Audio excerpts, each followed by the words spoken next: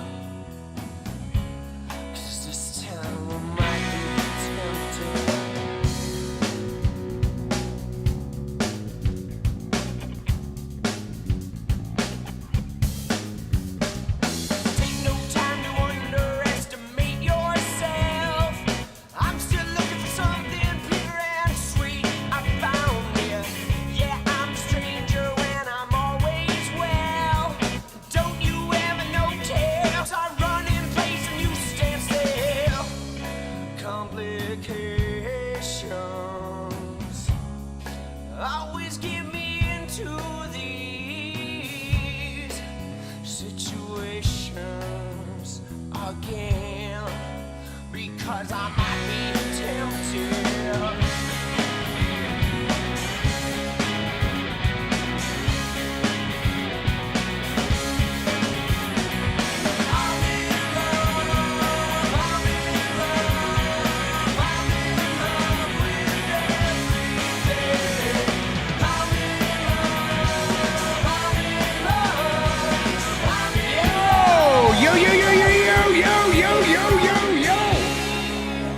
What's up? Always get me into these situations again, because I might be tempted. I'm in love with everything. Love everything but me. Yeah. But me. Yeah, yeah. You, I love you. Yeah, yeah, yeah, yeah. I love you. I love you. Dude, what's up?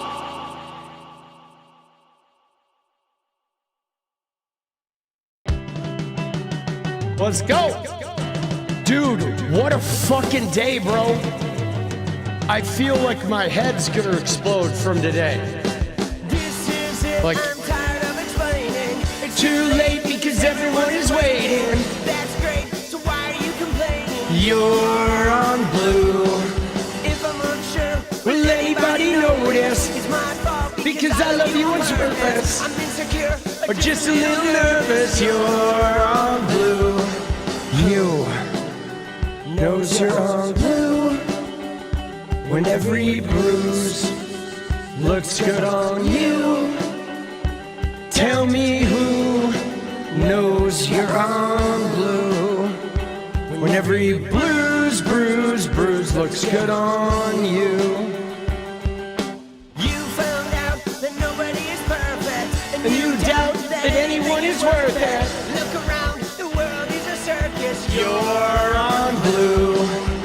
So provoking, I forgot to mention. Are you joking? I need some attention. And nothing's working to change your direction. You're on blue. Knows you're on blue. When every bruise looks good on you. Dude, yeah, somebody sent me a video that relates to that whole like shot from the back related to the hand signal guys. And I will look at that eventually. I don't know that I'm going to look at it tonight because I need to do some research and see if I can find a similar camera angle, because it looked a little bit like AI. Okay. It looked a little bit like AI. The video I saw, I'll show you real quick. We'll just look at it like unofficially here. But the video that got sent to me, right, was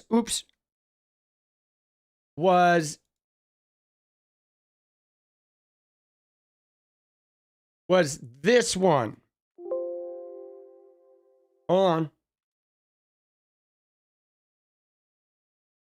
Okay, so the video that got sent to me was this video, okay, which shows the guy in the white hat doing his little like hat ear, and then it shows this guy stepping forward and doing his arm thing, and then it presumes to show this guy in the white like lift up and there's like recoil and shit, presuming that the bullet hit here. Okay, that it came from this side and exit wound out the neck. Now, the problem, okay, so now here's the problem. The problem is I have to get some footage. Like if you scrub this, it fucking looks a little AI-ish. Okay, it does look a little AI-ish, right? So So I'm definitely going to take a look at it. I just don't think I'm going to take a look at it tonight. I don't want to open that can of worms without looking at multiple angles of the thing, right? Because I don't want to jump right into the conspiracy. However, there's a lot of problems with this scenario. Starting, okay? If you have something about the gun, put it in the Discord, man. That's where we put that shit. So let's start with the number of things that I have issues with. Okay? Like, obviously, one thing I have issue with is these guys with the hand signs. Okay? These guys with the hand signs, it's fucking weird. All right? That literally there's cap, ear, this guy steps forward, and the minute he does that arm thing, Kirk gets blown away. That's fucking weird. This guy stepping forward, looking both directions. Those hand signs are weird. Number two weird is, right? Number two weird is, well, if you look at Charlie, he slumped sideways. So if the gun came from this angle, okay, if the gun came from that angle, like, it could slump him that way. That's a problem. But number two, guys, is there was no autopsy, right? There was no autopsy whatsoever. That's weird. It's weird to not have an autopsy, a big autopsy announcement, right? No autopsy. It goes right to this casket and her weird fucking video, like Mother Kirk. That is strange. I have never seen a high-profile murder case of any kind that did not have a big lead up to the autopsy and everything was publicly released. That's strange. Okay? The other thing is he went to the hospital in a private car. Okay? Not an ambulance. Like, they didn't even have an ambulance on hold there. They always have an ambulance parked right next to the people. That's normal precautions. That's weird. You know where else it gets weird for me, guys? You ready? You know where else it gets weird for me is, well, Aaron, to answer your question, you don't know how he died. What do you mean the autopsies? Like, how do you know the bullet that killed Charlie came from that gun? You don't without an autopsy. How do you know the bullet came from the front? You don't without an autopsy. An autopsy tells you where the bullet came from, where it entered, where it exited, how he died, what the bullet was. That's how you prove there's no way they can tie the gun being fired to his death without an autopsy showing that the bullet from that gun is the bullet that tore through Charlie's body. I mean, this is literally like first grade shit, okay? This is first grade shit. You cannot have a murder case with a murder victim without an autopsy. It's just, I mean, it's like walking in there completely unprepared, okay? It's not like, oh, we know how they died. Knowing how they died doesn't matter, right? You need like all of that evidence. The prosecutors do. Now, the other thing that's weird about this, guys, and bear with me here, this is what is so freaky. Why is the governor of Utah, Spencer Cox, a Republican politician, the guy that is a spokesperson doing PR for this case and releasing all this information and bit by bit? Oh, leftist ideology. Oh, we've got things from the family. What is that? You never do that. The person handling the case is normally an FBI spokesman, a local police spokesman, right? Maybe the attorney general who's going to be part of prosecuting this case, someone in the AG's office of Utah. But the governor himself is out there doing the PR, going on there slowly leaking information about this. The story's changing every day. This is fucking weird, guys. It is unprecedented, okay? And then they're claiming this leftist ideology, but there is like, we've seen no evidence. And that shit today, 𝗏𝗏 Patel? Did you see the shit today from 𝗏𝗏 Patel? Like, this is insane, bro. Look at this shit. Okay? This, where is it? I'm going to go back here for this.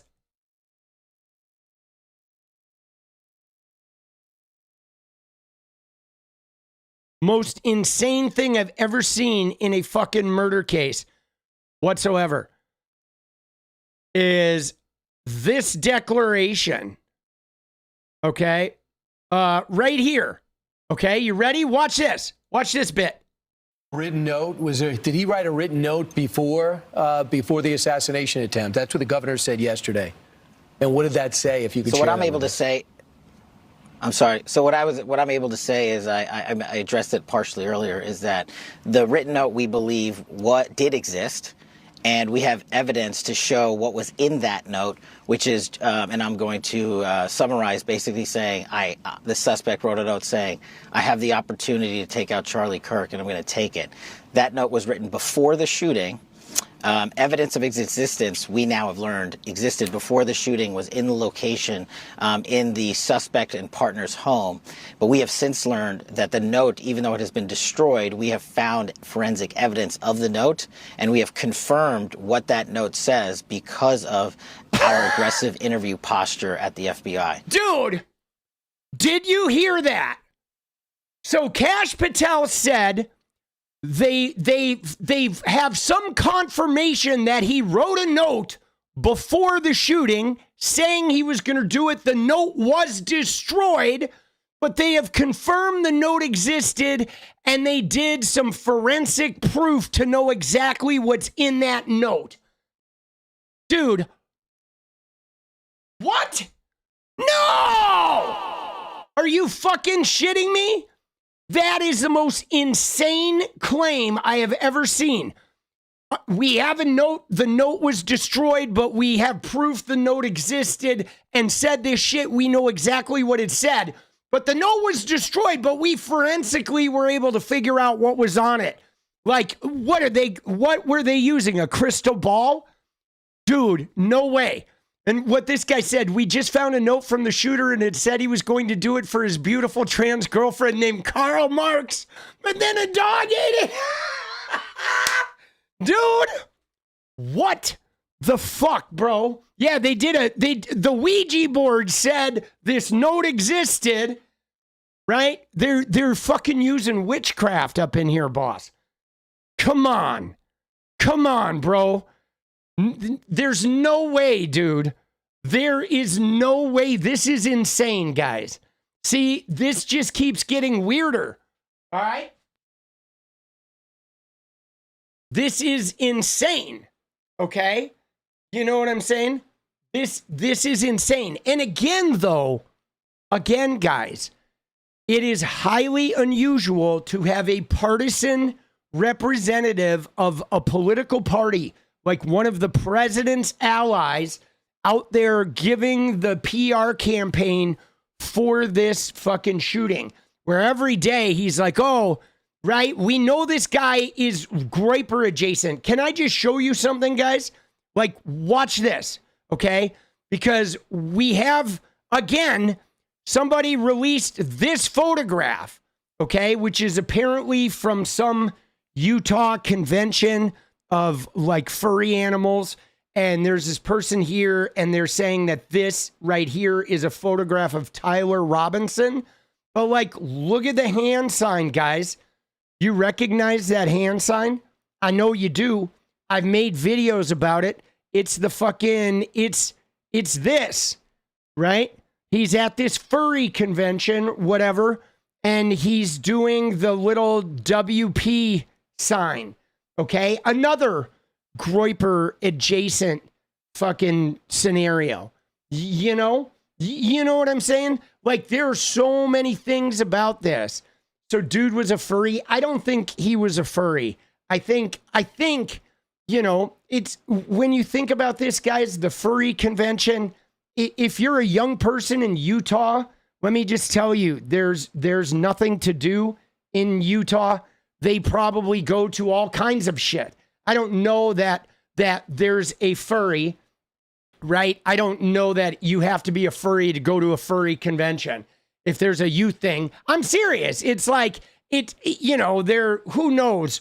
All these people, especially all of these fucking groypers, if there's a meetup and shit there, right? If they're meeting up at a convention or whatever, like that kind of shit goes on all the time, right? Yeah, the trolling is the objective, okay? Now, I want to start off, guys. I want to watch this video, okay? Because there's a video I've been posting online today that is really, really important that we need to look at. It's a 5-minute video we're going to watch where a woman talks about the groypers and talks about this Gen Z stuff. And then if there's a link to the gun thing, I would love to talk about the gun thing too. But this video, I feel like this video is a great starting point for us. Okay, this video, hold on, I have a downloaded copy. We're gonna look. Now a lot of people know that. We're gonna look at this video. All right. If you've been on Twitter today, you've seen it. I was posting it all over the place, but this video is like super useful, and I think this video is gonna be central to some of this, like a little introductory video here. Hold on, let me grab a rock star. Because, so one of the things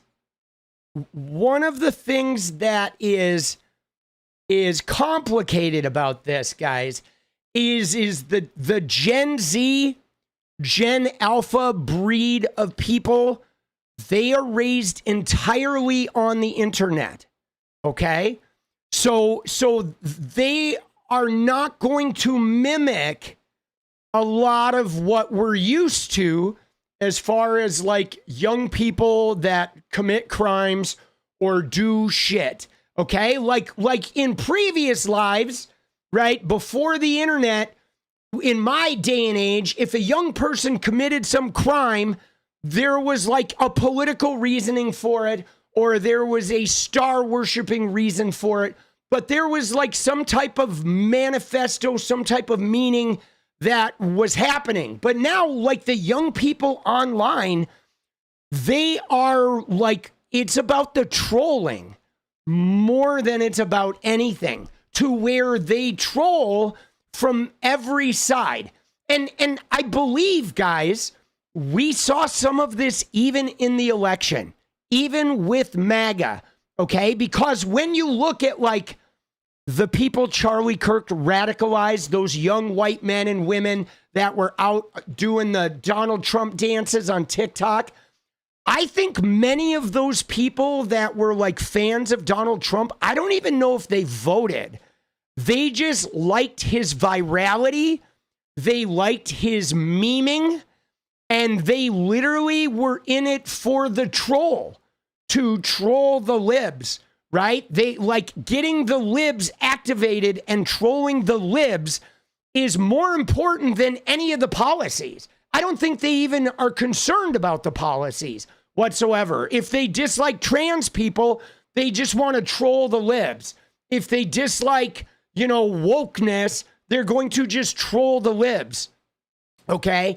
And so this is not about, these people are not about making a specific statement, in as much as they're about trolling anyone and everyone they can, and creating a reaction in people where you just don't understand it, where you just don't get it, but they all get it, okay? They all get it.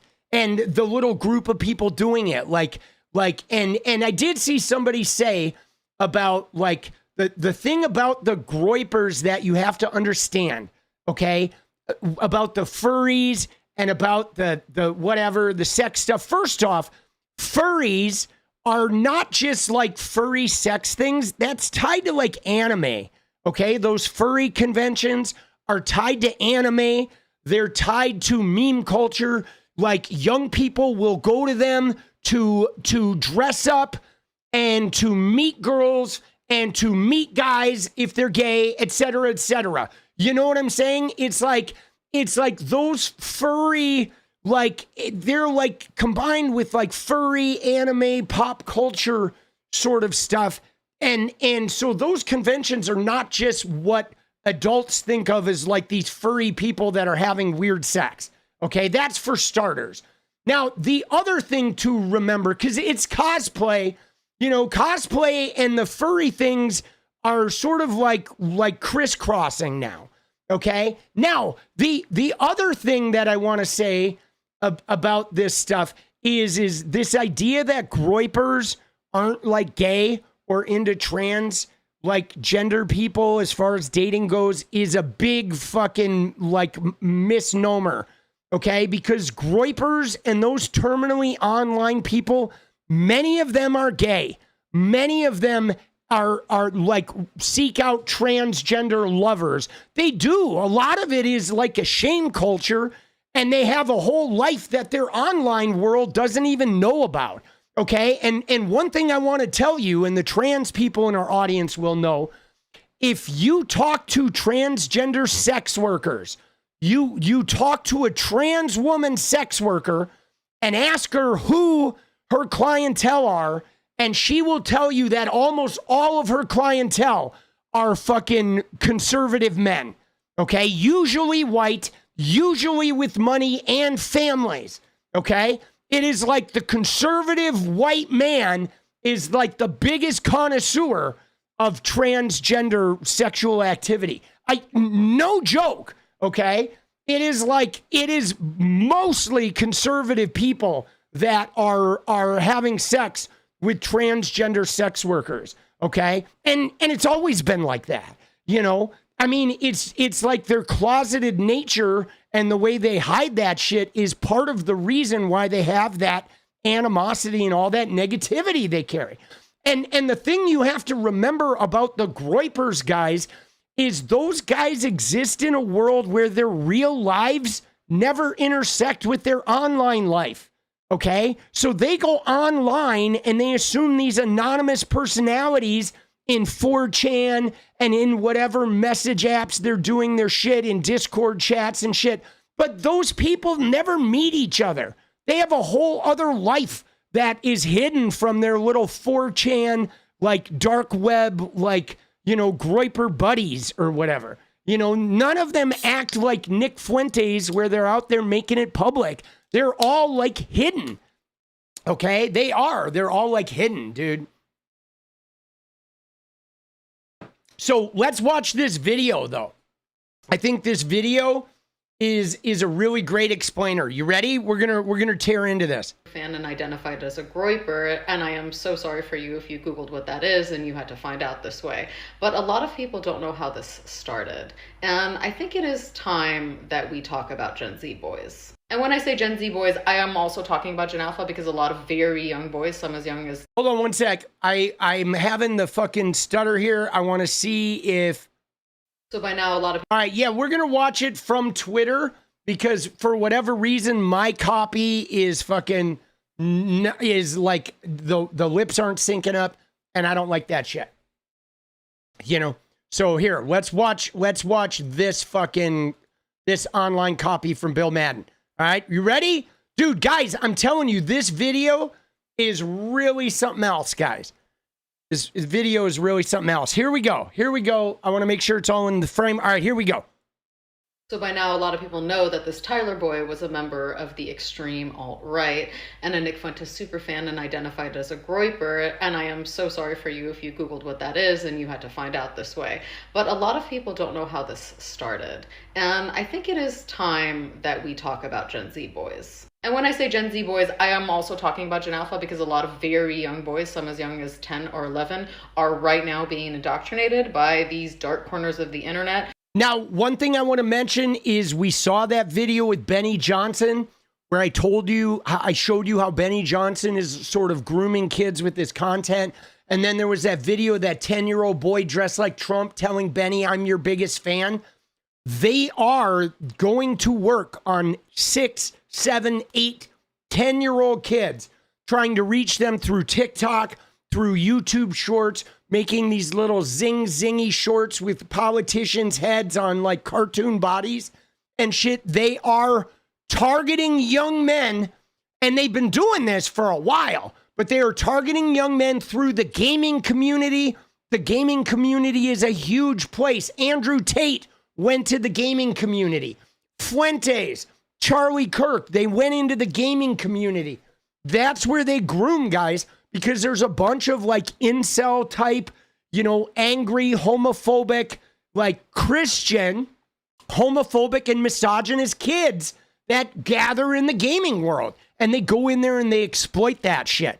But it's really interesting how she goes back to Bannon, and it was Bannon's investment in a video game company that like got us here.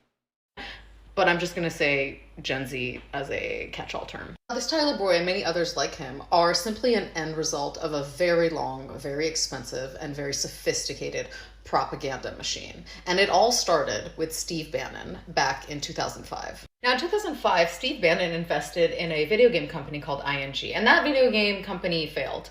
But during his time there, he realized that there was this gigantic underground army of bored, angry, directionless young males. And he started thinking that he could possibly use them. He realized that he could potentially build his own army of online trolls and possibly build up their influence to the point where they could influence elections. Now, around 2012, that is when Steve Bannon joined forces with Milo Yiannopoulos. And if you remember who he was basically just like a gigantic internet troll. But he had a very good way of connecting with these young guys.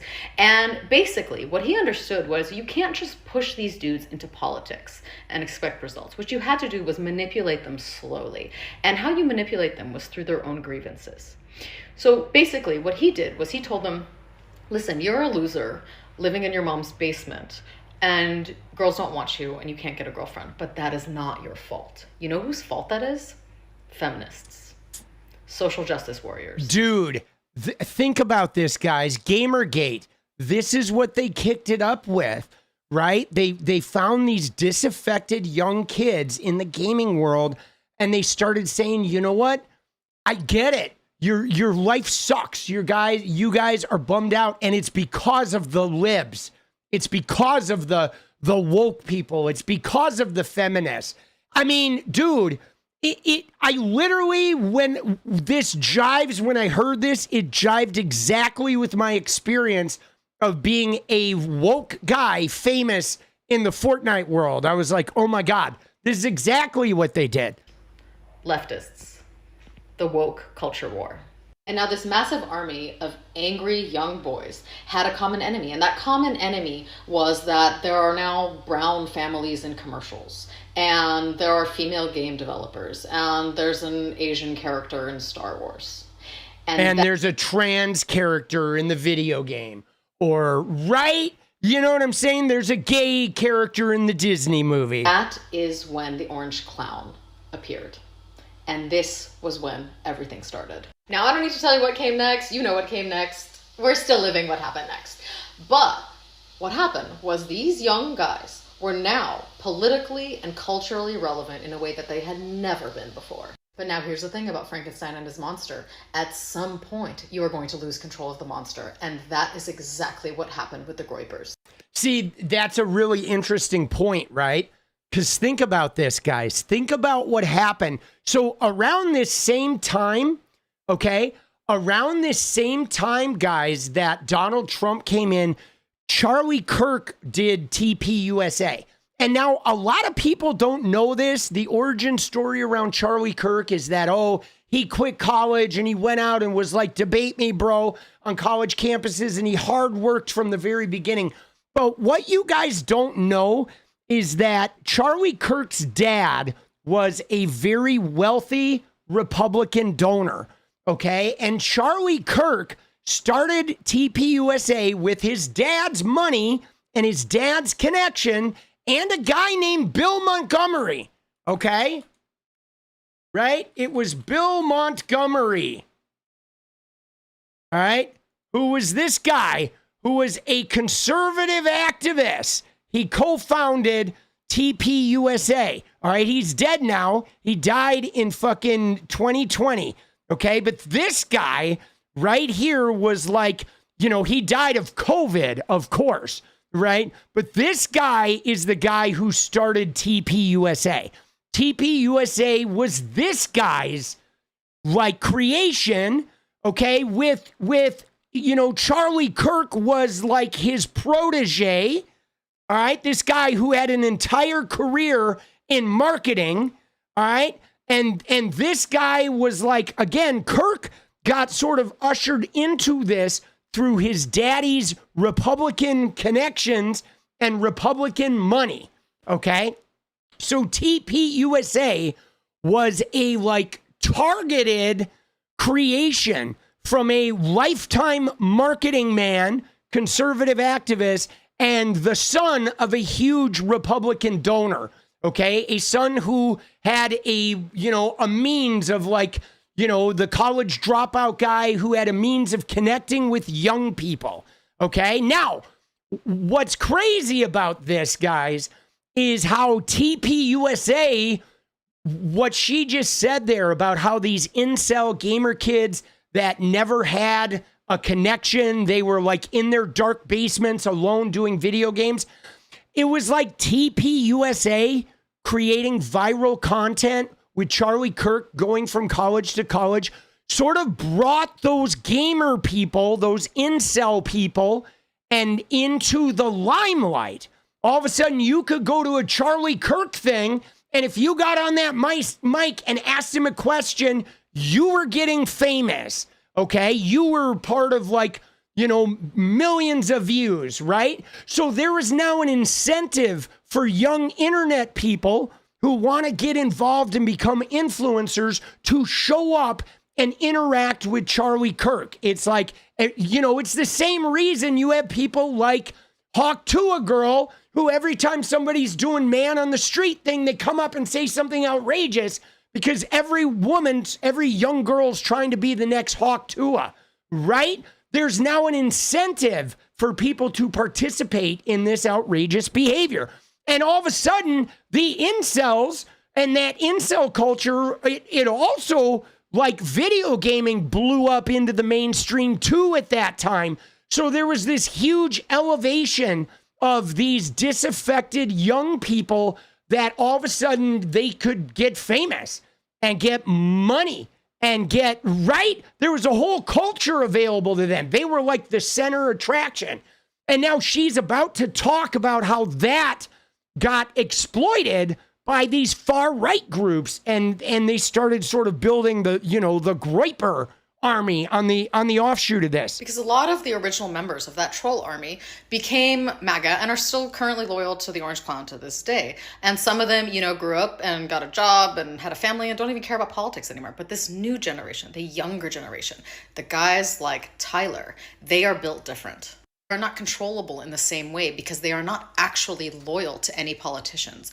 Like, sure, they kind of like the Orange Clown, but only when he's being funny. They don't actually care. And that is what their movement is based on. And I say movement, but it's not really a movement. It's kind of more of just this ideology. And it's really based in nihilism. It's this idea that, like, who cares? Life is not worth living. Let's just cause chaos. Let's just be trolls. Let's just do it for the lulz. See, this is interesting because my kid has talked to me about this in his generation. Like he's not in that set, but he has talked about how a lot of young people his age, they were in high school and they didn't even care about getting good grades. They didn't care if they graduated or not.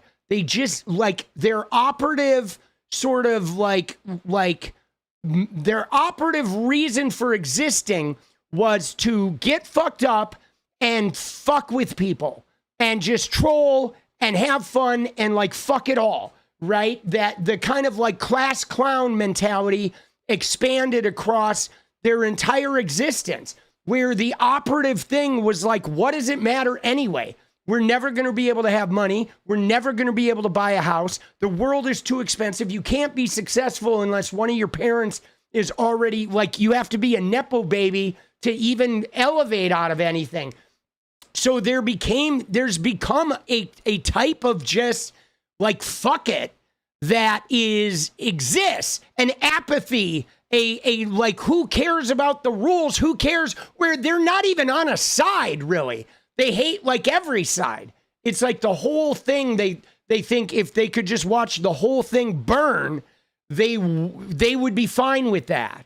You know, right? The system is rigged. Exactly. The system is rigged. So fuck it. Let's just go out there and fucking burn the whole system in any way possible. And I know that some of that nihilism and some of that sort of fuck it, let's just fuck up the whole system. Some of that even it had something to do with a lot of these MAGA voters too, where they don't care politically. And especially if you're like a white man, if you're like a young white man, you are unaffected by politics. You are. You just are, right? If you're a white guy in America, like even if this country becomes fascist, I'm immune. I will suffer no consequences like I might because I'm a leftist political commentator. But any white guy who doesn't rock the boat, it will suffer no consequences from fascism or any type of authoritarian fucking regime or any political decision whatsoever. We're immune to it all. So young white guys are especially vulnerable to this because they're protected in a way. They have like a type of privilege that allows them to just say fuck it and they're going to just get by. You know, it's like, it's super dangerous, man. Now, these guys are extreme, and when I say extreme, I mean extreme. Like, they hate Charlie because he doesn't go far enough, in their opinion. He's not racist enough. He's a poser. He's a sellout. He's a faker. And if you've ever heard Nick Fuentes speak, you understand that the propaganda that he is spewing is very violent and very dangerous. But at the same time, they also don't care. Tyler was not even affiliated with any party. He never voted. A lot of these guys don't. And I think that is why the mainstream media right now is struggling so hard to explain to people what this is and what happened and what the motive was. Because there truly media, was none. They don't understand it. And this is why you see these like desperate MAGA boomers commenting everywhere, still like trying to say, well, no, he was definitely Antifa, because they don't understand the joke.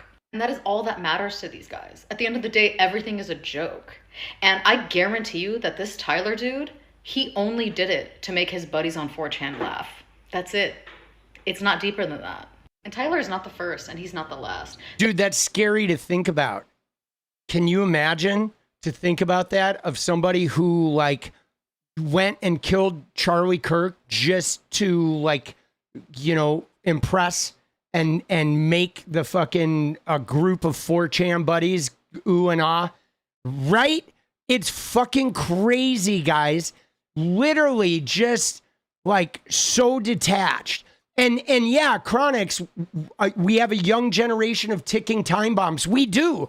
And what's hard about this is like, it's been like, there have been so many influencer forces that are pulling on these boys, right? Like Andrew Tate came in and totally like hit the cash register with these boys, like coming in and selling them the misogyny. Myron Gaines is another one. I mean, there's a lot of influences, men that are coming in and just sort of profiting off these young guys and giving them, you know, they're getting 20 different versions of a toxic bullshit masculinity that's all like being sold to them by people that are taking their money. Okay, they're getting, you know, Mr. Beast, Aiden Ross, Myron Gaines, Nick Fuentes, Charlie Kirk, Andrew Tate.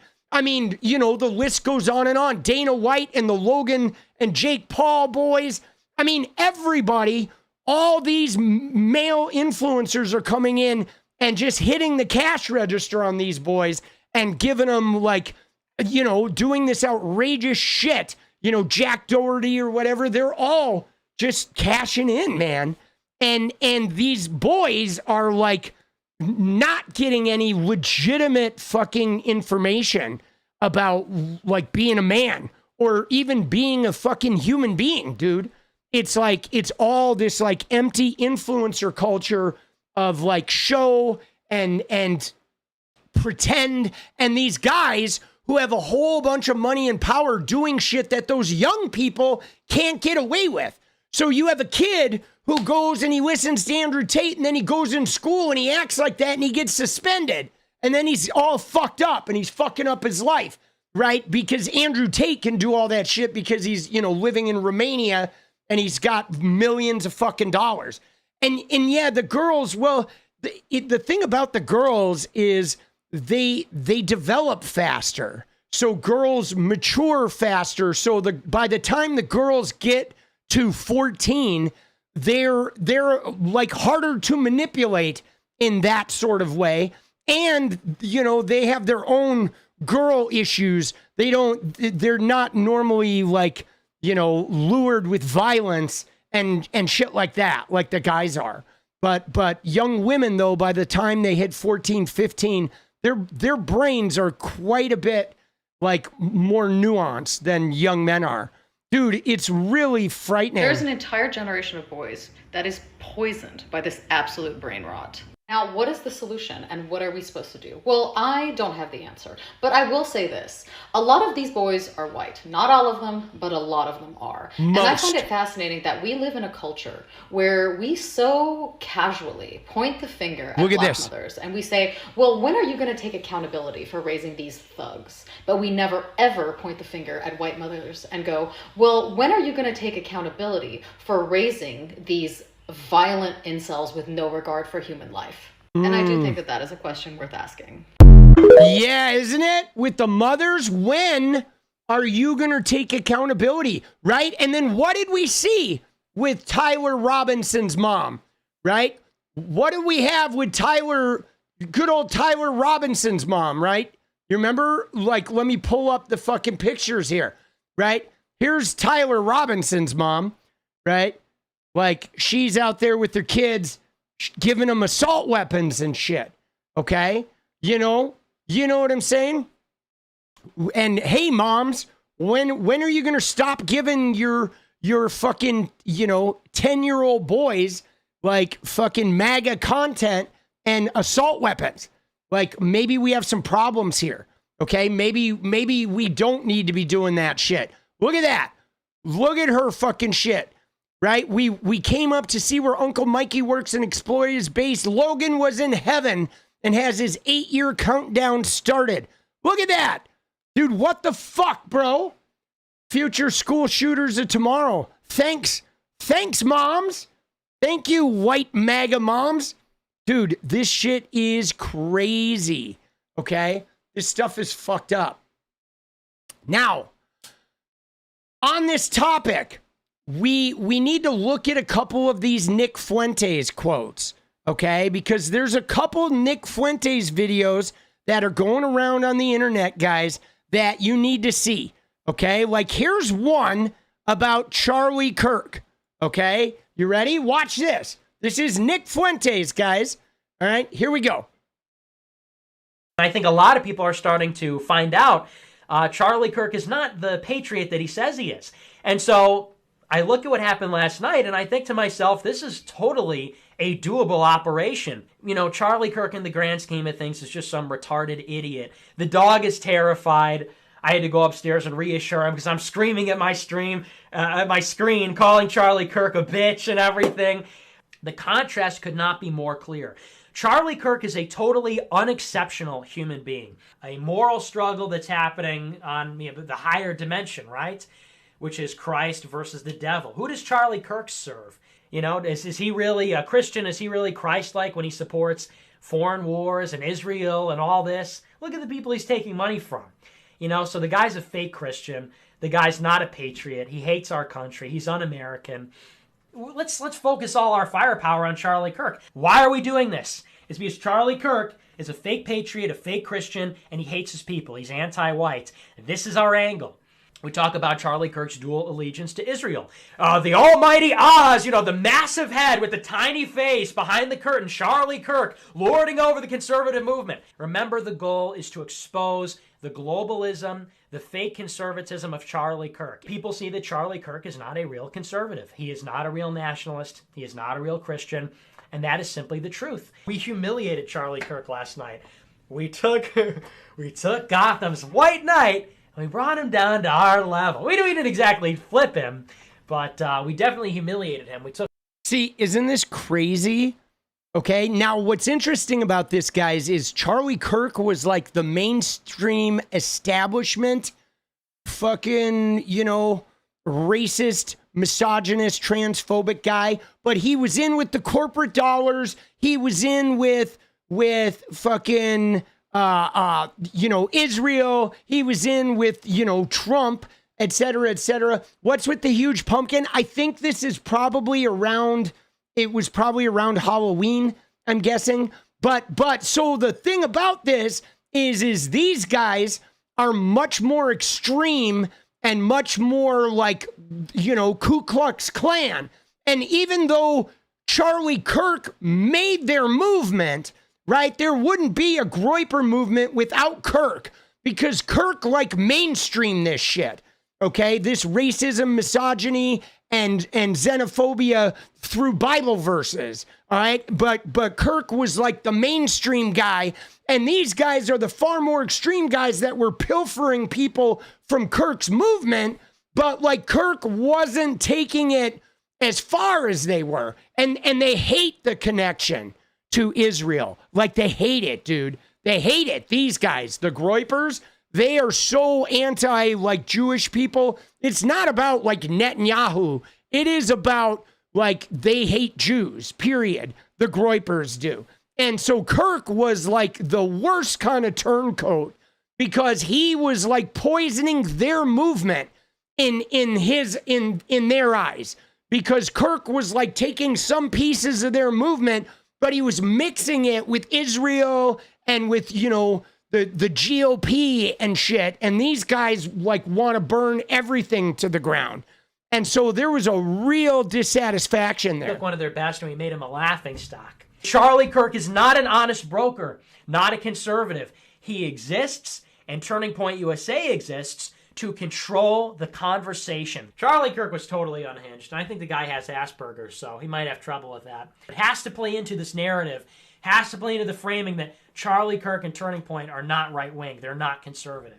Charlie Kirk gets asked a tough question, and he reverts back to Israel, God bless Israel, Israel's the best, He malfunctions, he can't do it, because I think he has Asperger's. I believe that. We acknowledge that Charlie Kirk is not conservative. He's destroying the country, and we can all agree that we have to put a stop to that, right? Charlie Kirk is a retard. Did you see that? Look at that. Groyper war memo. Outright counterattacks, grifter subversion, bitterness, resentment. I'll agree that we have to put a stop to that, right? Charlie Kirk is a retard and a coward, so we've got him checked on both fronts. It is worth mentioning that Dan Crenshaw, Charlie Kirk, I imagine these people, their IQs are 90, 95, something like that. I mean, these are not exceptional people. These are not intellectual heavyweights, right? Obviously, there's a big opportunity to humiliate Charlie Kirk in front of the president's son and demonstrate to the establishment that he is not in control. So that one is going to be a big one.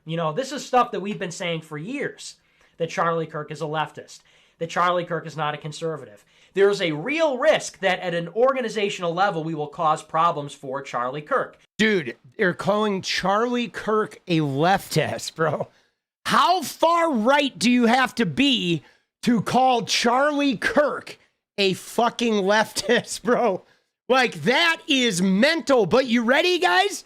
It gets worse. Watch this one, dude. This one is gnarly. Okay?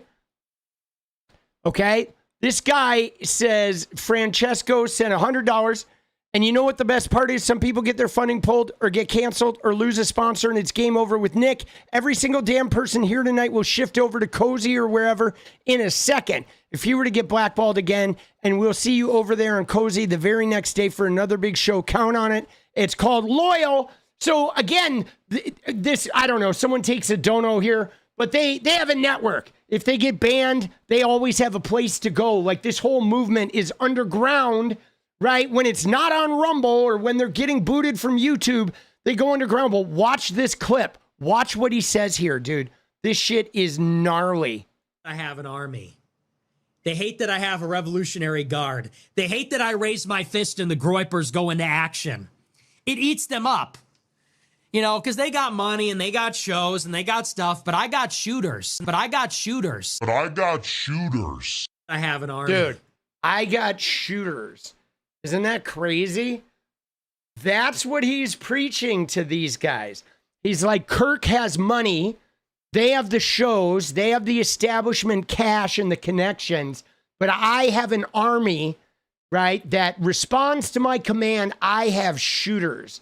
Okay. Now, what's wild about it is what's crazy about this, guys, is like the thing about this is not even about Nick Fuentes, because yeah, he's a domestic terrorist, but it's about the hidden young boys that grew up like Tyler fucking Robinson here, okay, that have moms that introduce them to these guns, and they're politically disaffected, and they're problematic with, they're have issues with society, and they're trolling, and they're angry, and they're resentful.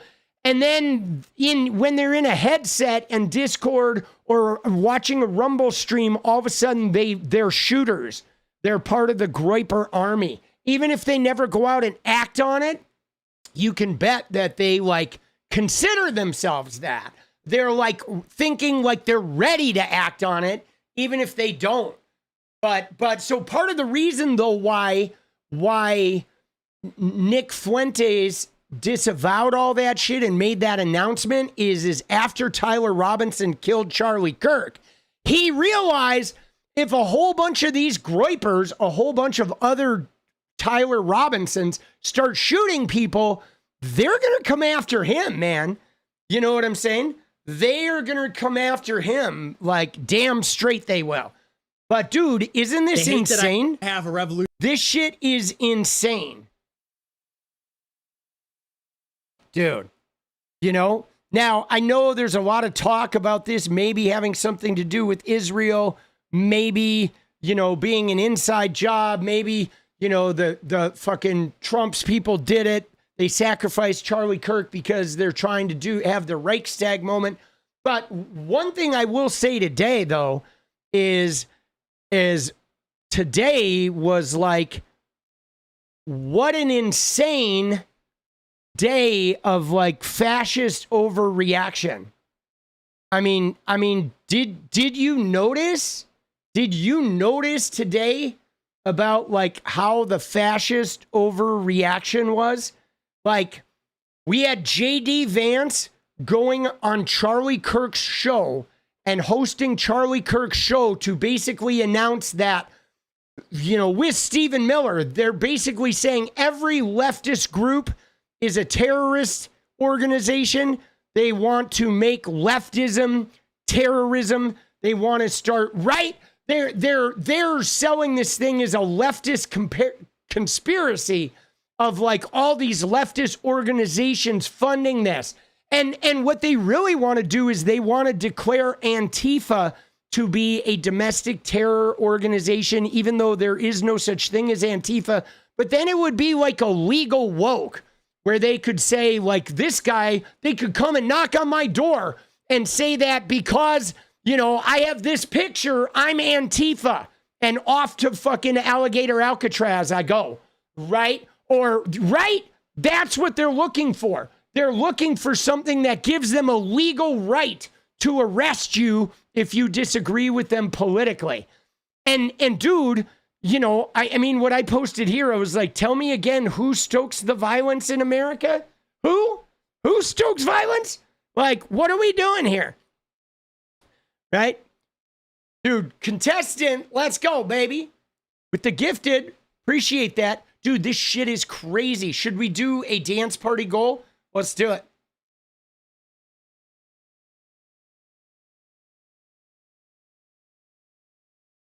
Dude, we got to watch some of these clips, guys. All right, some of these Trump clips. I mean, I'll be honest, guys. What I saw today, what I saw today was it was a little. I feel like what I saw today was a little fucking scary. Today, some of the shit I saw today is a little scary, guys. I mean, we already have this sort of like the right wingers are trying to get everybody fired, but now you had Pam Bondi. You had Pam Bondi going on national TV basically saying, if you guys say anything about Charlie Kirk, we're going to fucking put you in prison. And like, dude, what the fuck, bro? Dude, did you put a link to the gun shit in Discord? Is the links in Discord? I don't see it.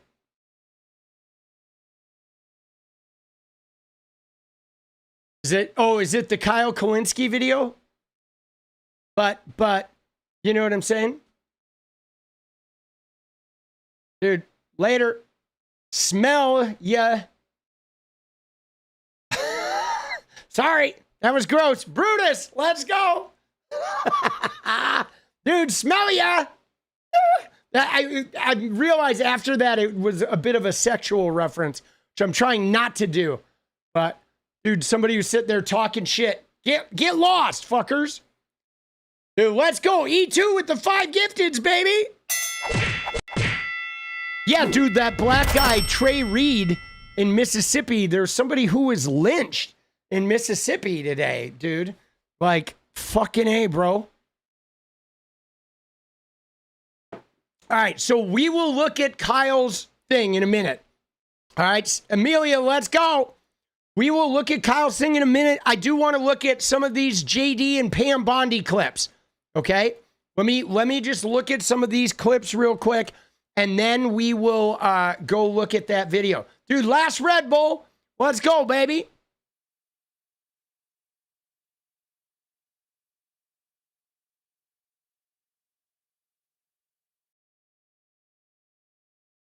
There's more news than Kirk. Yeah, but all of this shit is tied together, though, boss.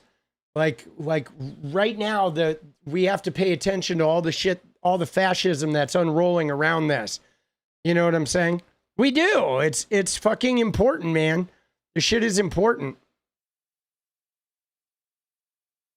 All right, let's look at some of these fucking clips here. All right. This is, what a fucking wild day, man. Unfucking believable, dude.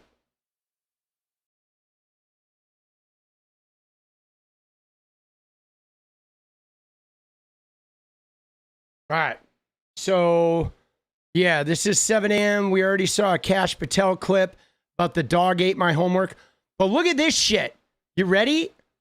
This is fucking wild, okay?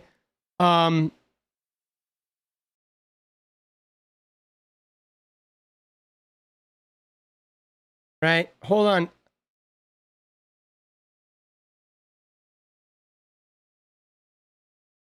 All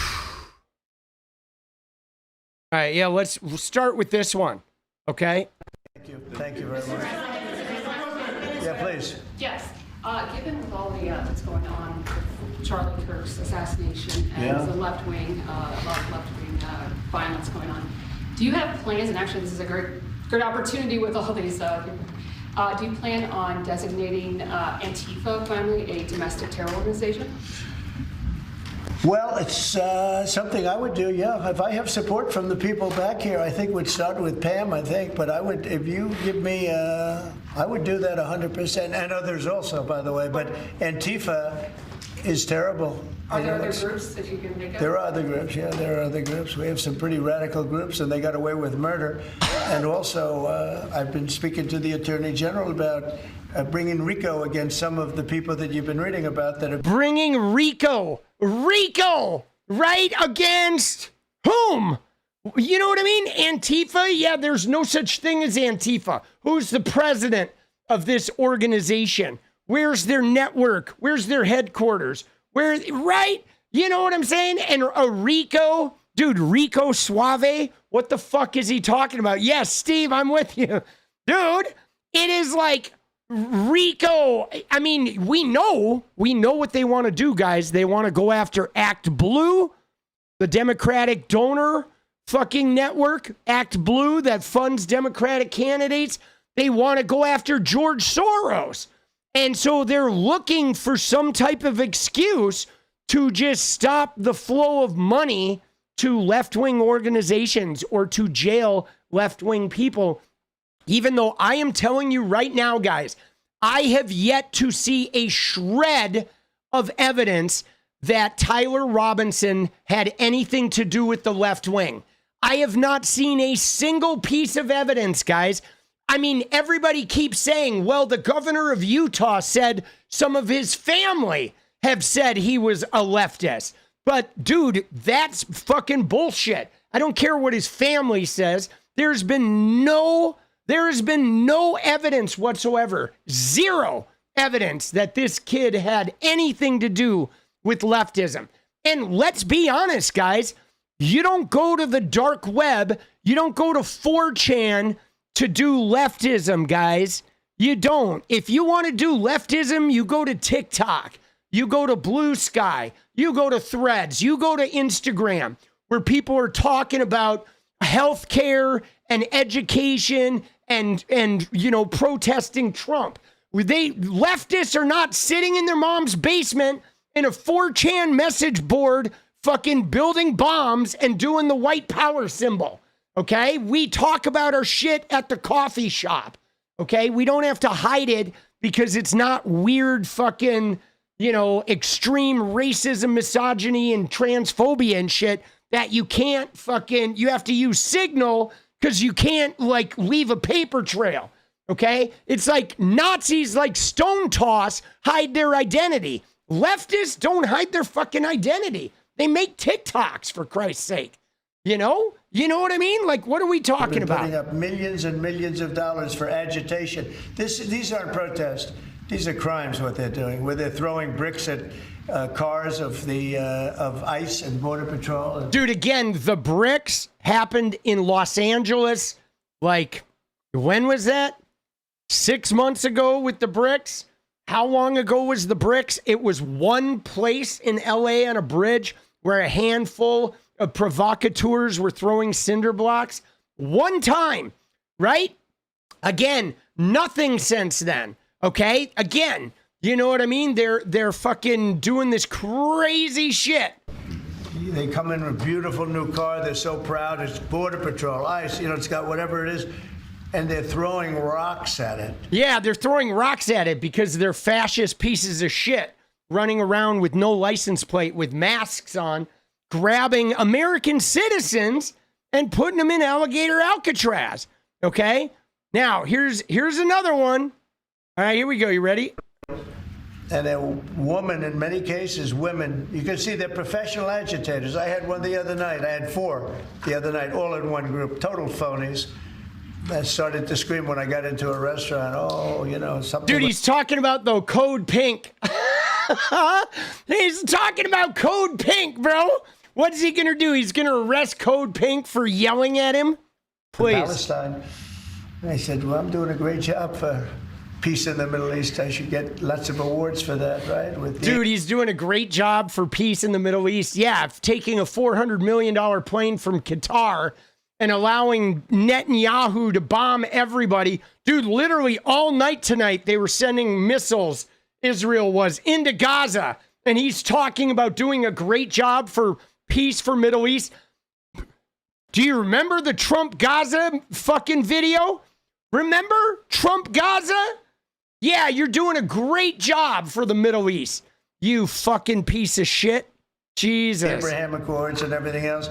But a woman just stood up and started screaming. And she got booed out of the place, too. The people, there were a lot of people in the restaurant. I went there to show how safe, and it was safe. I mean, the woman is just a mouthpiece. All she was a paid agitator. Dude, she was not a paid agitator, dude. She was Code Pink. He doesn't even know who these people are, dude. He's so dumb. He knows nothing. You know what I'm saying? He knows nothing, dude. He is such a fucking cuck, bro. It is like impossible to fucking overstate what a cuck this guy is. You know what I mean? You know what I'm saying? It is impossible to fucking overstate it. He is like the king of fucking cuckdom. And you have a lot of them. And I've asked Pam to look into that in terms of RICO, bringing RICO cases against the criminal RICO, because they should be put in jail. What they're doing to this country is really subversive. Dude, RICO, criminal RICO. All right, yeah, that's going to happen. Oh, you ready for this, though? Hold on. This is where it gets gnarly, dude. This is where it gets gnarly.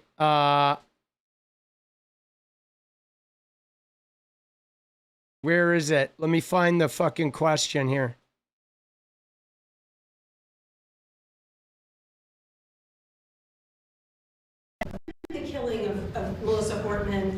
the attack on Paul Pelosi, the attack on Gabby Giffords, the attack on the Pennsylvania governor's mansion. Why make the case that violence is only on one side? It seems to be taking place. I didn't say it's on one side, but I say the radical left causes tremendous violence, and they seem to do it in a bigger way. But the radical left really is caused a lot of problems for this country. I really think they hate our country. Okay, yeah, please. Dude, yeah. So his thing is a radical left, but watch this clip, guys. You ready? I'm going to show you something that's truly disturbing. Truly disturbing, but watch this, guys. This clip made my blood boil a little bit. The clip you're about to see, because what we have is she asked him a question like, hey, you had the flags rise or you lowered the flags for Charlie Kirk. Like, why didn't you lower the flags for Melissa Hortman? Right? Why didn't you lower the flags when those Democratic lawmakers were shot? Is what he gets asked. And watch what his response is, because this response is pretty wild. You ready? Watch this. Charlie Kirk, in retrospect, given all of the moving ways that this White House has paid tribute to Charlie Kirk, Right. do you think it would have been fitting to lower the flags to half staff when Melissa Hortman, the Minnesota House Speaker, was gunned down by an assassin as well? I'm not familiar. The Minnesota. Dude, I'm not familiar. Who? I'm not familiar, he said. And they asked him about Melissa Hortman. And he said specifically, I'm not going to waste the time calling Tim Walz, right? He said, oh, yeah, who? She even said Melissa Hortman, the House Speaker, right? Isn't that crazy? Like, talk about, like, the disrespect and the degeneracy with this guy. This guy, the president, is a fucking pig, bro. He doesn't represent half of the country. More than half of the country. And you know what I mean? He doesn't represent us. And in fact, he wants to put us in jail, or he wants us dead. You know, he is like so fucking despicable, right? He is so despicable, dude. Unbelievable.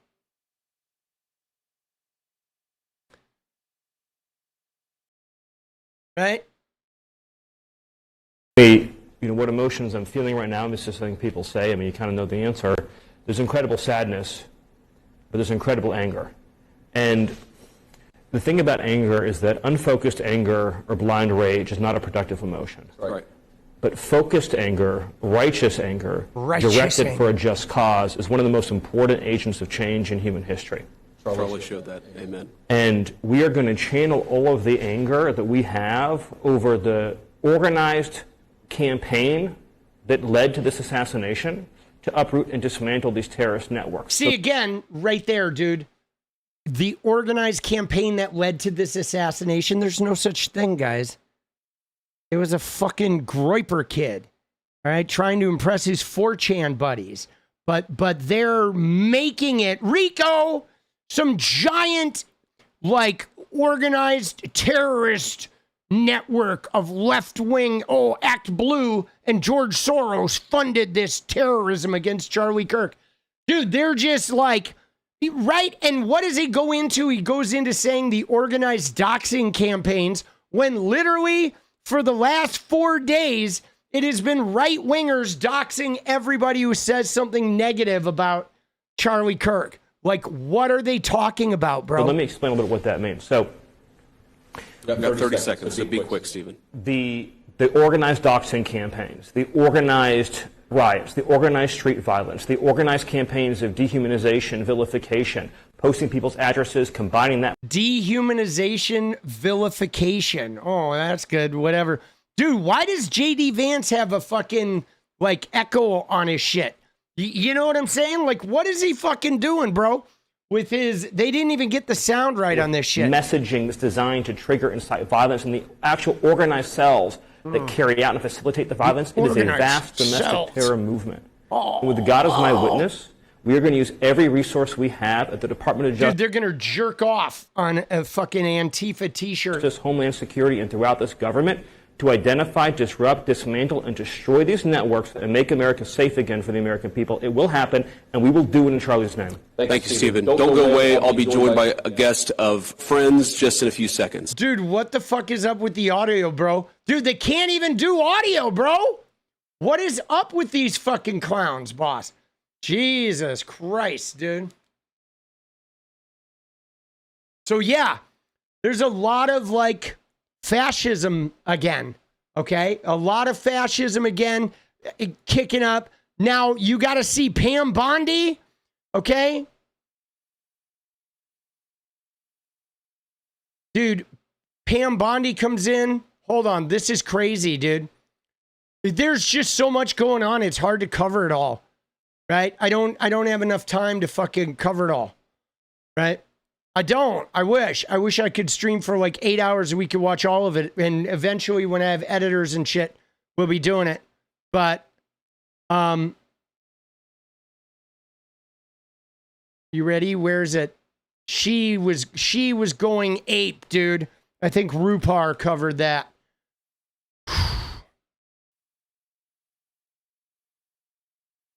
There's one clip in particular that is insane, dude. Maybe it wasn't even Rupar. We'll just find it. We'll find it on the general. Dude, Miller is a problem, bro. He is. And we have to watch some of the JD Vance clips, but like Pam Bondi, there's this Fox News clip that is fucking insane. Oh, I guess I'm going to have to just fucking, we're going to have to just look for it. Oh, here it is. You ready? All right, you ready? Watch this. There's free. This is, of course, Stephen Miller's wife. Now, think about this, guys. Okay? They are absolutely lying scumbags. So they're centered around Fox News, and all of his cabinet is Fox News. Okay? And then, in addition to his cabinet being Fox News, they go on Katie Miller's podcast, Stephen Miller's wife. They, on Fox News, Laura Trump has a show, right? Like everybody that is disseminating their information, every single person that's disseminating this information is all connected, right? They are all like it is like a closed network of their people interviewing their people about their people and disseminating that information on networks owned by their people. It is like a state media fucking network that they have established here. There's free speech and then there's hate speech. And there is no place, especially now, especially after what happened to Charlie in our society. Did you hear that? Did you hear what she said? She said there's free speech and then there's hate speech. Now there's hate speech, guys. There wasn't hate speech, right? Like 6 months ago, you know what I'm saying? There was not hate speech. Not at all. But now there's hate speech. Huh. That's fucking weird all of a sudden. Now that Charlie Kirk got shot, now they have a new hate speech designation, right? If you talk about Charlie Kirk, now you are committing hate speech. But it's not even legitimate. Who the fuck cares about talking about Charlie Kirk? You know what I'm saying? Like, what are they even talking about? Do you see more law enforcement going after these groups who are using hate speech and putting cuffs on people so we show them that some action is better than no action? We will absolutely target you, go after you, if you are targeting anyone with hate speech, anything. And that's across the aisle. There's free speech and then... Dude, you believe that? That's across the aisle? I don't believe that. When she says across the aisle, right? So that means when Nancy Mace uses slurs against transgender people, she's going to go after Nancy Mace. She's going to arrest Rico. Oh, dude. Dude, what the fuck, bro? Oh, little eucalyptus. Dude, yes, there is a legal term of hate speech. But, dude, this is crazy, bro. The Bulwark was going today, right? The Bulwark, like, had some good clips. They were covering fucking Pam Bondi's nonsense. Dude, she is off, right?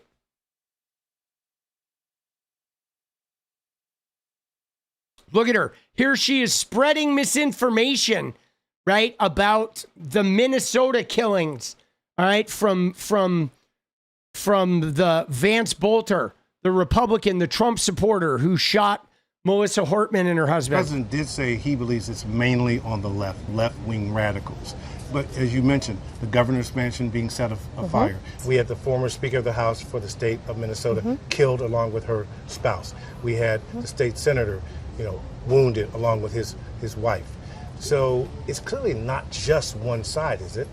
No, and in the state speaker's house, I believe they said that they were supporters of Governor Walz. So people are all over the board, Dude, that's not true. Vance Bolter was not a supporter of Governor Walz. Not at all. He was a Trump-supporting Republican, a strident anti-abortion Trump-supporting Republican who was on a bipartisan commission that Tim Walz's predecessor had put Vance Bolter on there, a citizens business commission. And then Tim Walz left him on the commission when he took over. He didn't change anyone on that commission. But again, she is the Attorney General of the United States, is lying about fucking Vance Bolter in Minnesota, lying on national TV. This is fucking outrageous, bro. This is fucking outrageous.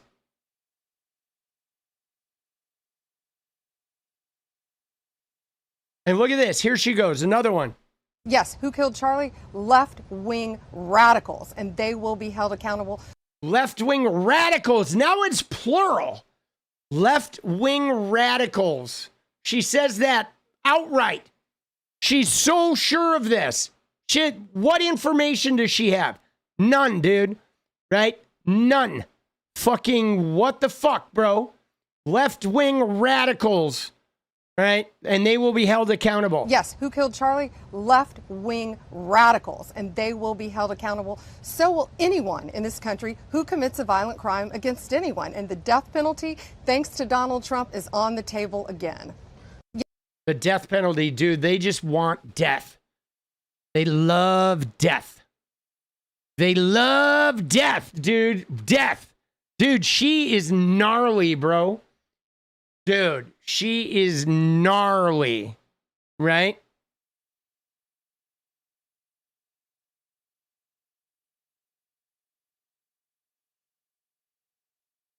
Are we going to go after more people? I see a lot on the internet that says we should go after the groups behind who create this ideology. As Attorney General, do you think we're going to go after some of these larger groups? Well, we have to look at all of that. This has got to stop. We've got to unite as a country. This violence has got to stop. Dude, look at this. I think Charlie was... Dude, what the fuck is this weird glass cross here on the table?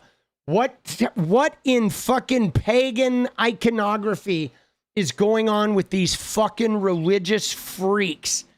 They are so freaks. But did you hear what she said there? She said, yeah, we're going to go after all these organizations. We must unite.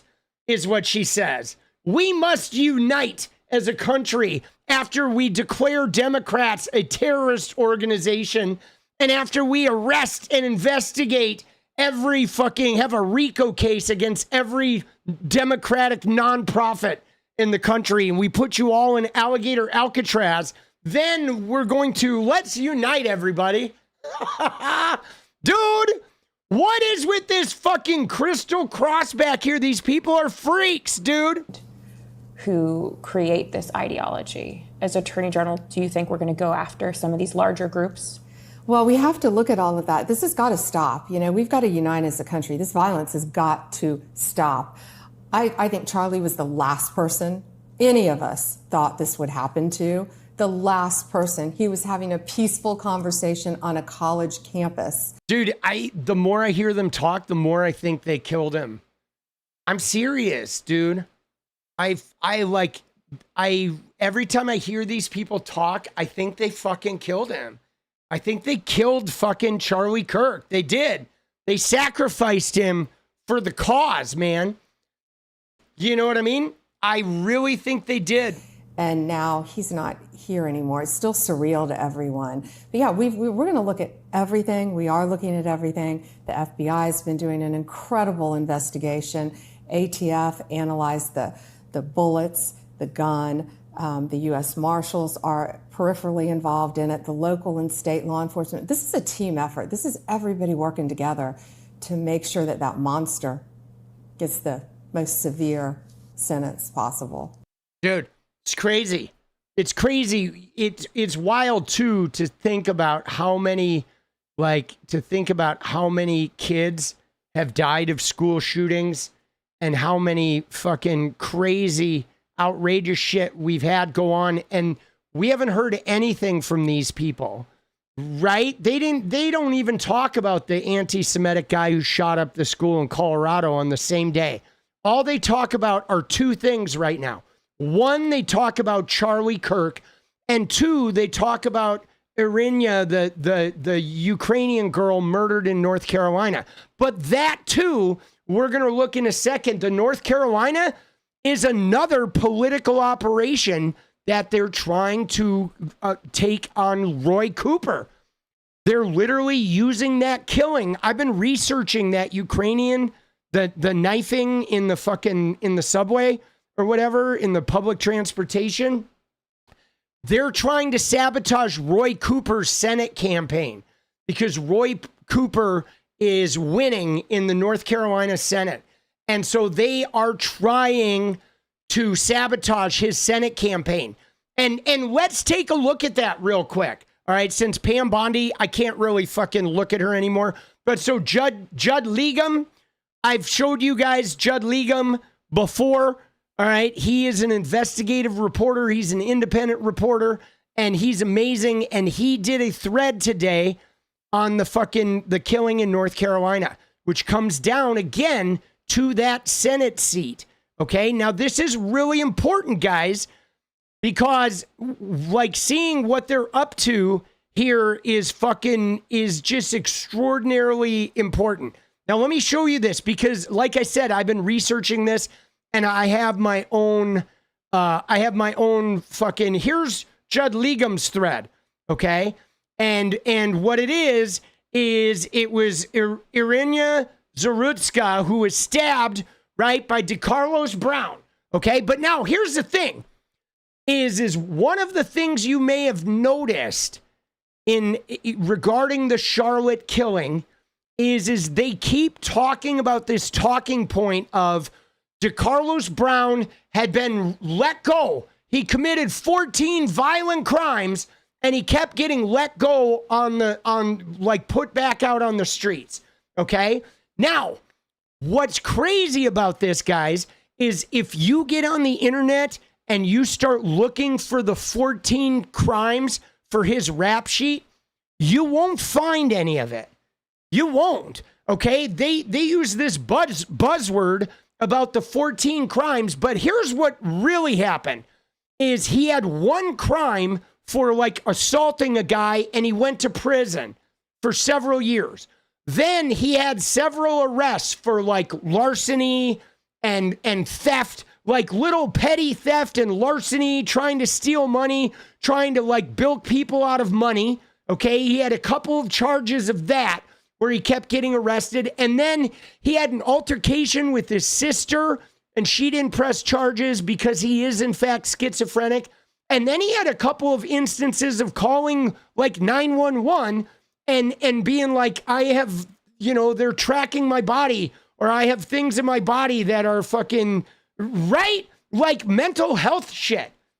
And so if you have a guy committing larceny and petty theft, you're not going to put that guy in prison for life for small, petty theft, crimes, okay? And you certainly aren't going to put someone in prison for life for having mental illness. But the problem is there is no mental health for these people. But here's what they're doing, though, guys, is like I said, Roy Cooper is winning the Senate race in North Carolina, and he is beloved. So they have started a campaign, a propaganda campaign of like Roy Cooper's policies caused this guy to be out. Roy Cooper caused this woman to be murdered, and therefore you got to vote against Roy Cooper in the Senate. The entire thing is like a targeted campaign against Roy Cooper's Senate race. And here it is. Trump and his allies have concocted a series of lies about the horrific murder of the 23-year-old woman in Charlotte in a transparent effort to secure an advantage in a critical North Carolina race that could swing control of the U.S. Senate. Okay, it's nasty stuff. On August 22nd, now again, dude, we're hearing about this shit this week. This murder happened a month ago, guys. Almost a month ago. Nobody said peep. It just recently became this thing. They've been concocting this for a while, like building up their PR about the 14 crimes. Like they built a whole narrative around this and then flooded the zone with all of the right-wing media of a crime that happened weeks before. On August 22nd, 𝗙ecie𝗶𝗶𝗧𝗏 was fatally stabbed while riding the train in Charlotte. 𝗙carlos Brown Jr., a 34-year-old with a history of mental illness, has been charged with first-degree murder.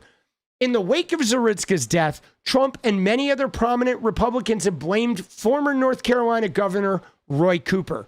The blood of this innocent woman is on the hands of former disgraced governor and wannabe Senator Roy Cooper, Trump wrote.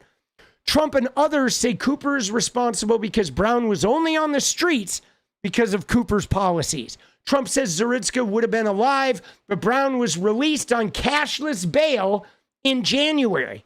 This is objectively a lie. In January, Brown was charged with misusing 911.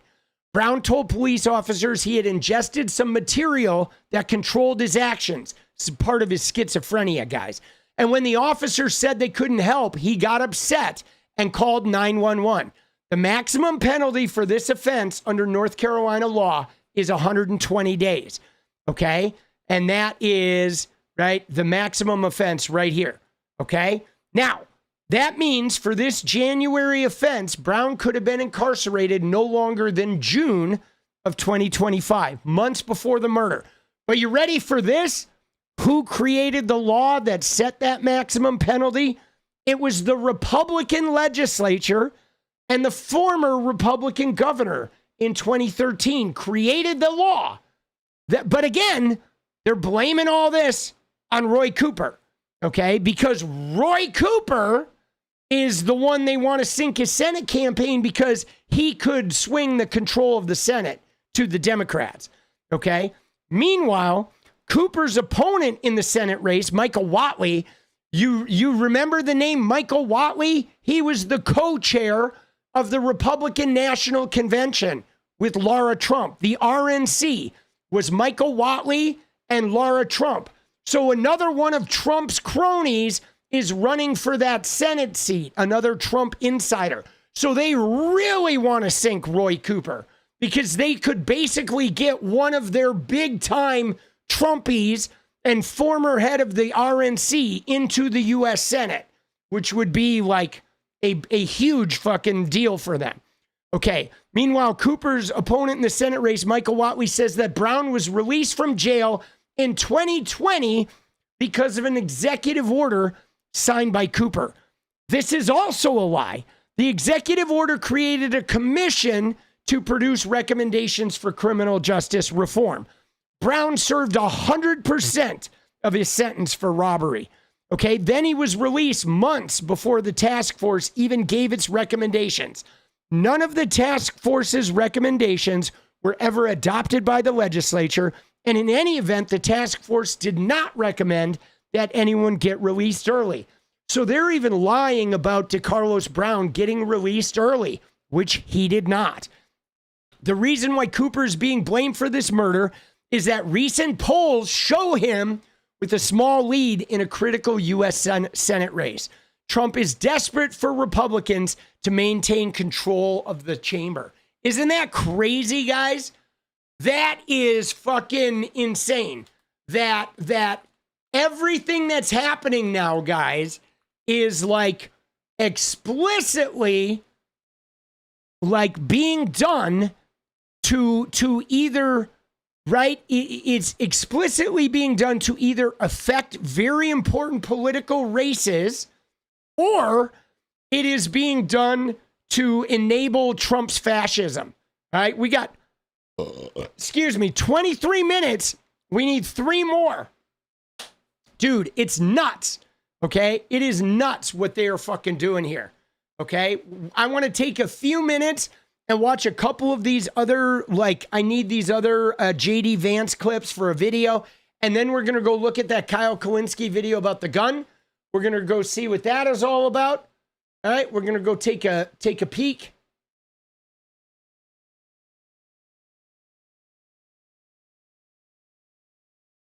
All right, all right. Brecos, let's go, baby.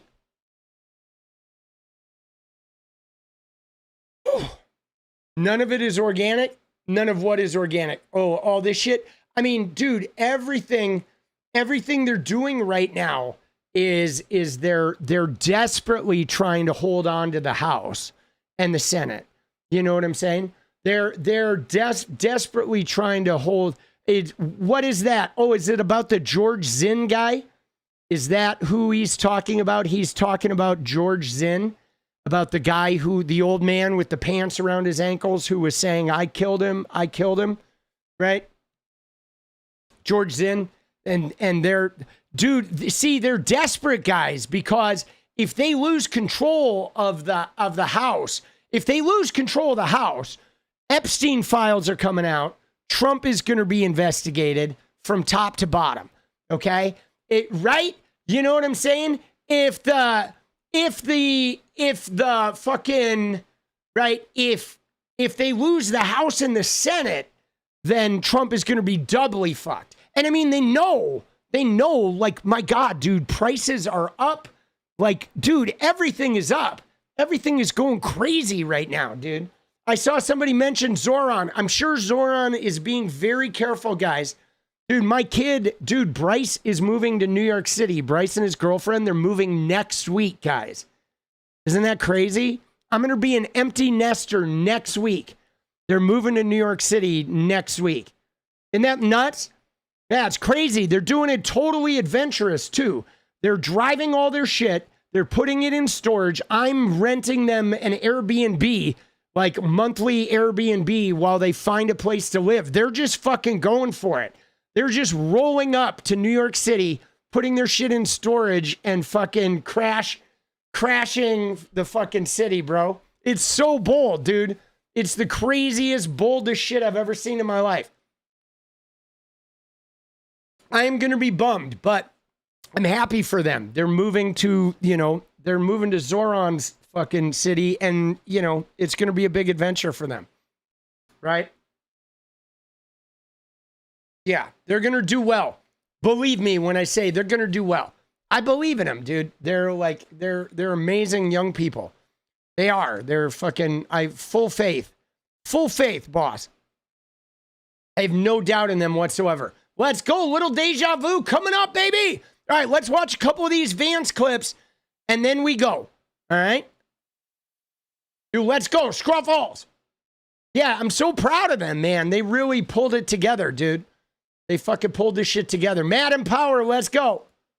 Dude, I want to help get them established, so then Jenny and I we're going to go to New York for New Year's Eve, boss.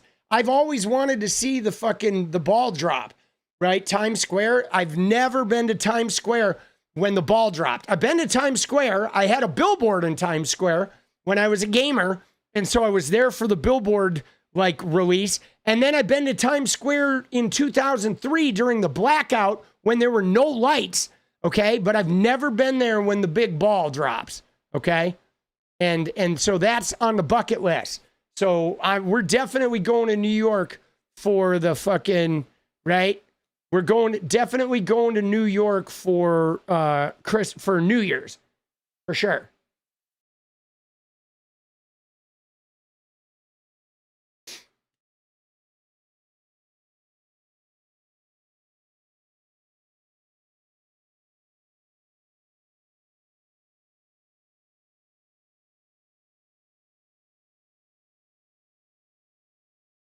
You were in the blackout zone? Dude, the blackout was crazy in 2003. It was nuts.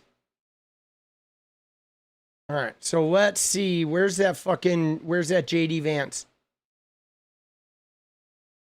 clip? There's one of his where he is, dude, so outrageous, man. Dude. Where are you at, Vance? Where are you at, JD? Fucking clown cars, boss.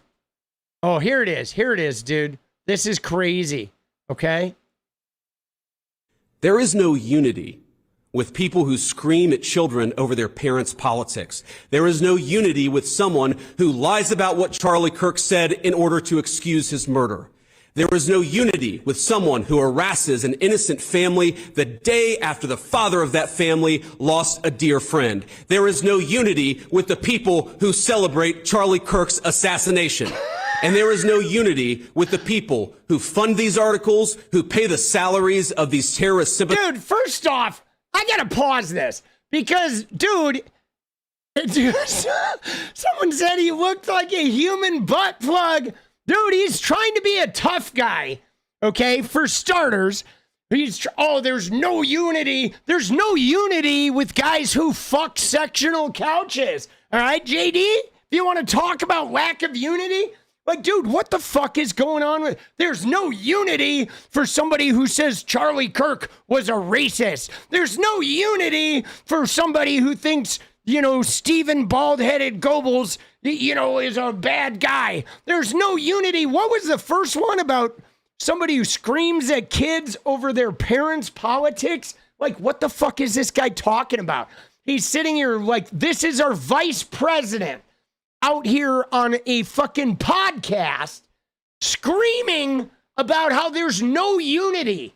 And we're just, and can I just say, guys, have you noticed that the people who say that they're not about political violence and they're not about they're not about any raising the temperature on shit, they sure talk a lot about vengeance and retribution and how there's no unity, right? These people that are supposedly the good guys that want us all to get along, they're literally screaming about retribution 12 hours a day. Vengeance, retribution, RICO, no unity. We will throw the book at you. We're coming after you. We're going to put you all in jail. Alligator Alcatraz, death penalty, right? It's like, what the fuck is going on, dude, with these guys? What is going on, bro? They are having a fascist, meltdown, dude. Dude, the guy who called him a butt plug. Dude, I can't get that image out of my head, dude. He does look like a butt plug, right? You know what I'm saying? He does, dude. Just fucking, it's like the base down here. It's like the Chiron is the base, dude, and you insert the head first. You slide the rest in there. It's like a two-prong butt plug, right? That you just get the little nipple, the head nipple in first, then you slide in the JD. Dude. Oh my God, bro. A rectal polyp. All right, hold on. Ooh, Jesus. All right. And there is no unity with the people who fund these articles, who pay the salaries of these terrorist sympathizers, who argue that Charlie Kirk, a loving husband and father, deserved a shot to the neck. All right, so first off, there have not been a lot of people who have even said he deserved to die. I've seen very few that have said, have straight out said Charlie Kirk, deserved this. What I've seen a lot of is people who they don't care that he's passed. They're not negatively affected by his passing. Okay, I've seen a lot of that. And I've mostly seen people calling out his misogyny and Charlie Kirk's violent rhetoric that ultimately sort of led to his demise. Because if you look at Charlie Kirk, if you look at the lexicon of the things he said, he uses a lot of violent imagery about the left slitting America's throat and a lot of really hardcore anti-LGBTQ stuff and anti-Islam stuff, and a lot of like violent imagery, the way he would talk, okay? Comparing abortion to the Holocaust, you know? And then a lot of really negative eugenic shit, like saying that black women have no brain power and that black people patrol the streets looking for white victims. Just a lot of really crazy, outlandish shit. You know, saying black people were better off during segregation and stuff. Okay, yeah, he was a very, very toxic, violent rhetoric, racist, misogynist, transphobic to the core Christian nationalist.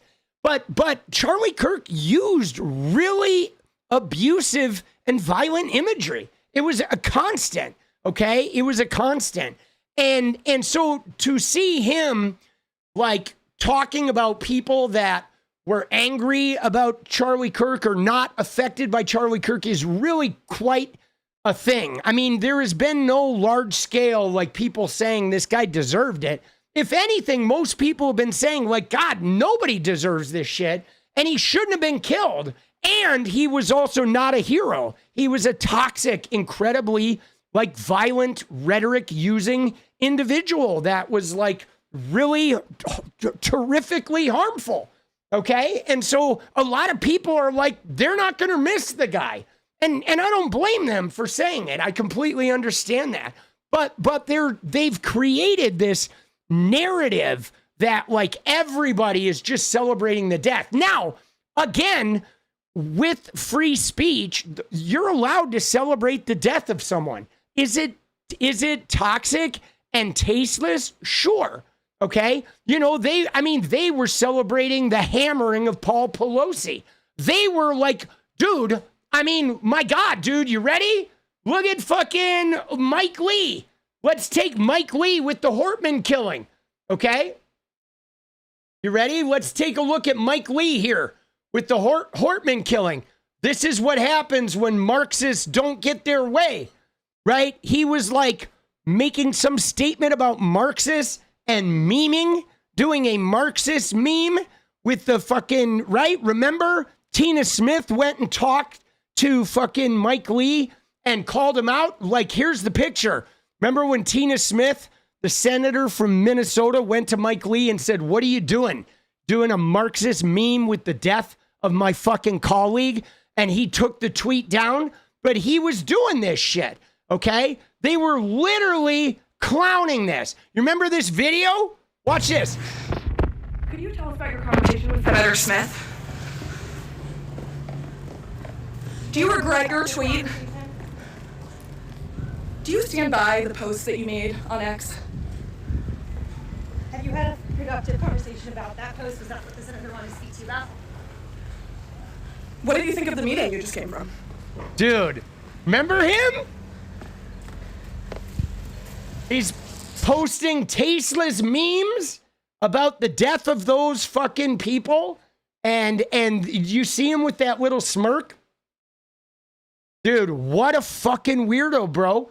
They forget about that shit, right? They forget about that shit, about how toxic and fucking cowardly they are. You know what I'm saying? You know what I mean? And then look at this. Dude, he was posting this shit too around the same time. We still know nothing about Thomas Crooks. And he says, why? Right? Oh, conspiracy about Thomas Crooks. But it's like, dude, you're buddies with the president. You guys control everything, every level of government. Like, why wouldn't you know anything about Thomas Crooks? Right? Why are you like putting this shit out there like some conspiracy theory when you could literally dial up 𝗙ście Patel and get all of the information about Thomas Crooks? Oh, dude, these guys, bro. Because he spoke words with which they disagree. Did you know that the George Soros Open Society Foundation and the... Do you see that? He spoke words with which we disagree, which is no big deal, right? Charlie can say words we disagree with, and that's fine. But if we speak words they disagree with, we're going to prison, and we're going to lose our jobs, and we're going to get the human butt plug here shoved so far up our ass that it will compete with the Bible they're trying to shove up our fucking ass, bro. Soros, Open Society Foundation, and the Ford spoke words, galleries of these terrorist sympathizers who argue that Charlie Kirk, a loving husband and father, deserved a shot to the neck because he spoke words with which they disagree. Did you know that the George Soros Open Society Foundation and the Ford Foundation, the groups who funded that disgusting article justifying Charlie's death? See, first off, the article, it's the video I made today, right? I'm so on the news fucking, right? I am so on the news thing, dude, because JD Vance is talking about this, okay? I made this video today, okay? We read the article yesterday. It was the Elizabeth Spears article, the op-ed in The Nation, okay? And that article is this one, right? Charlie Kirk's legacy deserves no mourning. It was not justifying the killing. It, in fact, empathized with the killing, but it's a wonderful article that we read yesterday on stream by Elizabeth Spears in The Nation.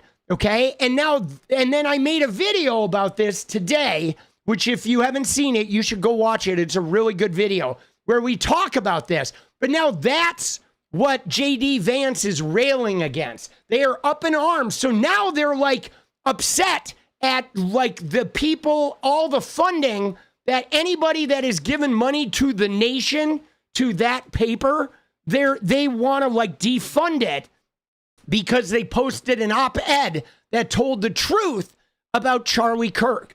Because Charlie Kirk was a racist, misogynist, transphobic bigot, okay, who was grooming young people for these motherfuckers to try and build a little like white supremacist army for Trumpism to be able to, you know, and Republicans to be able to win elections, okay? But now they're off on this whole, like, woo, they're out there. But I mean, dude, it's I feel like I'm doing a good job as a political commentator when I released a video today about what JD Vance was talking about. Like, I'm ahead of Vance, dude. Everything I post, he's fucking following me around now. Like a little bitch, dude. Like a little fucking awkward bitch. Do you know they benefit from generous tax treatment? They are literally subsidized by you and me, the American taxpayer. And how do they reward us? By setting fire to the house built by the American family over 250 years. Dude, setting fire. Dude, who's setting fire to what, JD? You guys destroyed the Department of Education. You ended cancer research, right? You've been sending the military into the cities. You gutted every agency. We've fallen below herd immunity with immunizations. You're getting rid of vaccines. You can't get a COVID shot. COVID's back, right? You guys gutted agencies. USAID is gone. Hundreds of thousands of people are dying worldwide, right? You gutted like all of the oversight. And you're talking about us. We're burning down the house. Well, I'm sorry there, fucking awkward couch fucker. Like, what is he even talking about, bro? I'm desperate for our country to be united in condemnation of the actions and the ideas that killed my friend. I want it so badly that I will tell you a difficult truth. We can only have it with people who acknowledge that political violence is unacceptable, and when we work to dismantle the institutions that promote violence and terrorism in our own country. Yeah, see,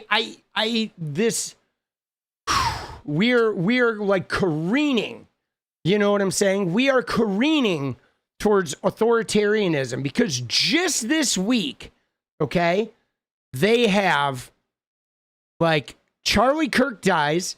They've started a doxing campaign to try and get anybody who says anything honest about Kirk. If you're not self-employed, they're going to try and get you fired. Now they're talking about going after all of the Democratic, like, nonprofits. Anybody that donates money to anything that tells the truth, they're going to go after. Trump filed a $15 billion lawsuit against the New York Times. Okay, because the New York Times is the fucking first, they're like the only paper that hasn't been completely sane-washing Trump. And so he filed a $15 billion lawsuit. Dude, I mean, it's crazy. Pam Bondi is threatening, if you talk about Charlie Kirk, we're going to arrest you. I heard somebody got arrested at Texas Tech today by Greg Abbott for talking about Charlie Kirk. Like, what is going on here? Okay, this woman. Fuck your homie dead. Fuck your homie dead. Fuck your homie dead. He got shot in the head. Fuck your homie dead. Okay, so she was trolling. Like, we don't know what went on there, if there were some racial slurs or whatever, but she was fucking talking some shit. Again, is it tasteless? Yeah, it's tasteless. But, all right. I mean, a lot of people do tasteless shit. Dude, remember fucking Ole Miss when they were like calling that one black woman a monkey and shit? All those frat boys, right? Dude, they didn't care. They didn't take those guys out in handcuffs, okay? But anyway, so they arrested her, okay? Look at this. And Greg Abbott said this is what happened to the person who was mocking Charlie Kirk's assassination. So now if you talk shit about a Charlie fucking Kirk, I don't give a fuck about Charlie Kirk. You can talk whatever shit you want about Charlie Kirk, but in Texas, these Nazi motherfuckers will arrest you for talking shit about Charlie Kirk. That's wild. Now, nothing's going to happen to her, guys. There's going to be no charges. She's going to get released. The charges are going to get dropped. But what they're doing is they're just doing the bullying. They're like tweeting the shit of like, yeah, we're going to fuck you up. It's all threats. It's all threats. It's all bullying. It's all an attempt to silence us and to make us obey. And we're not going to obey. All right? Fuck Charlie Kirk. Fuck Laura Loomer. Fuck these fucking Republican people. We're not going to be afraid. I don't care if the FBI shows up at my door. Fuck the FBI. Fuck Kash Patel. And I'll meet him in Valhalla. Okay, we'll have a fucking quad mocha in Valhalla and he can fucking sniff the crack of my ass, right? That's what I care about. But like, dude, they're making it so if you don't work for yourself, you're like living in fear of speaking up politically, or they're going to like try to fire you, try to ruin your livelihood. Meanwhile, the economy's in the shitter. Yeah, they stormed the Capitol. The economy's in the shitter. Right? There's mass marauders chasing brown people down the street. Like, seriously, fuck these guys. We will not obey. Okay? We will not obey. We will not go silently. Okay? We will not go silently. We will not obey. We're not going to keep our mouth shut. Doesn't matter if they arrest us or threaten us or what have you. We're not going to fucking be silent about this shit. All right? We're not. All right? We will not, dude. All right. There we go. I think I got it all. I think I got everything I need. Now we can go look at that we can look at that Charlie Kirk thing. By the way, here's something interesting. Dude, they did a little poll, guys. Look at this poll, okay? Because this poll said they were asking the percent who agree that because things have gotten so far off track, true American patriots may have to resort to violence to save the country. Because their narrative is all about the left-wing violence. But look at what we found here, is that people who don't like Trump, 66% said, you know what? No violence. Okay, the people who hate Trump, 66% said no violence. I completely disagree with the idea of using violence. People who like Trump, only 39% said no violence.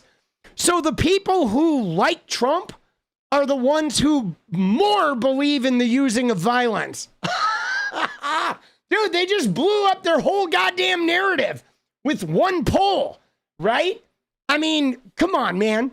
It's fucking crazy, dude. Crazy, all right? And if you see every group, right? like more people agreed with using violence, double the number of people who mostly agreed that it's okay to use violence, right? And you know what I'm saying? Dude. And then less people fucking disagreed, right? It's crazy. Who did the poll? I don't know. The PRRI, right? Trump's first 100-day survey.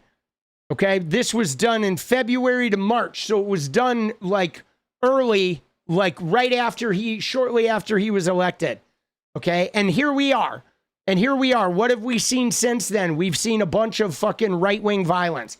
We saw Vance Bolter in Minnesota killing those lawmakers and shooting the others. And then we have, last year, obviously, you had that Republican kid who took a shot at Trump and, with the ear fake. And then, we definitely now have Tyler Robinson, who is absolutely a groyper. And Epstein, yeah, dude, there has been some good news on the Epstein front. I will say this, if you look at Thomas Massie, okay, there's been a little bit,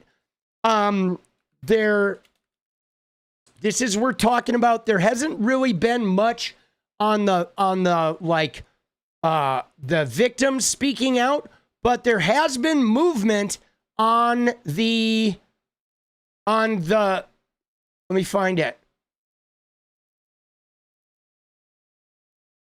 No, I have it on my timeline. I'll find it on my timeline. I retweeted him.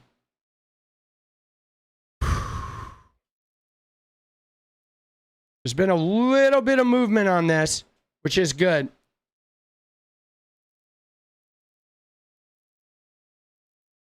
It's from yesterday. Give me one sec here.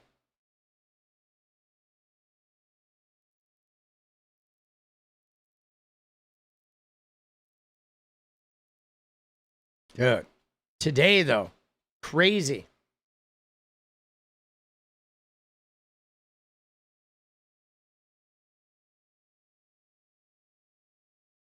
Explain why so many Dems. I don't know what you're talking about, Scorpion. You'd have to show me a link to where they're not in the room.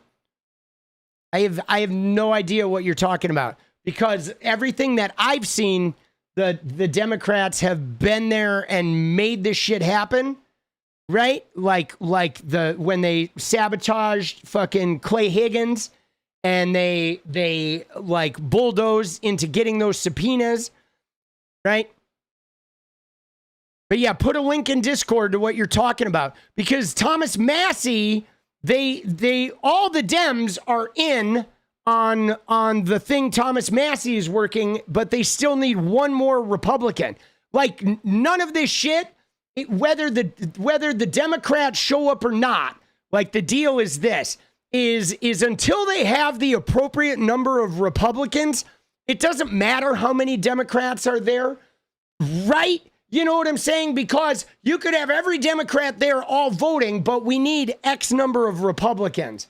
So until we have the number of people to swing this vote, I don't think anyone is making a huge deal about, because we know that the Democratic caucus is completely on it, but I don't know what specifically you're talking about, if they missed a vote or something. I've not seen anything about that. That doesn't mean it doesn't exist.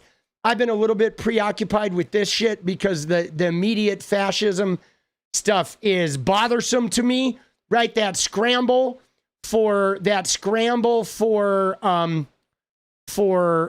power. Let me just find this fucking.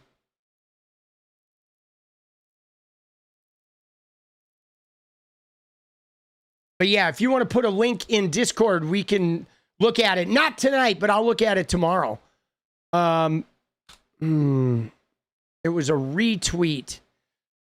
What did it say in it? One more. Let me see. I'm trying to think of where this thing is. All right, that's not it. Fuck. I'm just going to have to slow scroll. All right.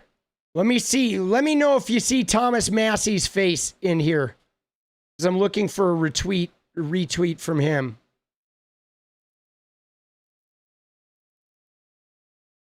Isn't this funny? This is a real Stephen Miller tweet right there, guys. Cancel culture is fascism. Isn't that quaint? Dude.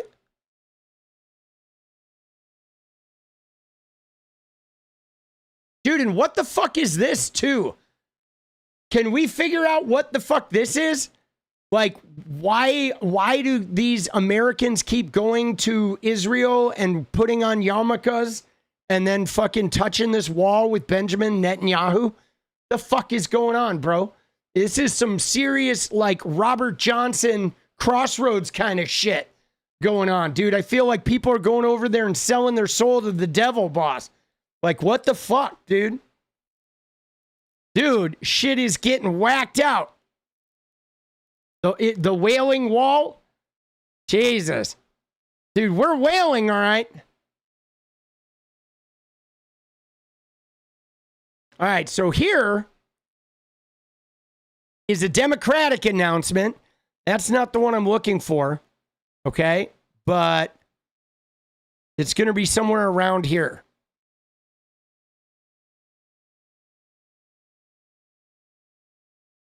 I think it may have been yesterday, okay? It was Thomas Massie was making an announcement of how they're only one vote shy, okay?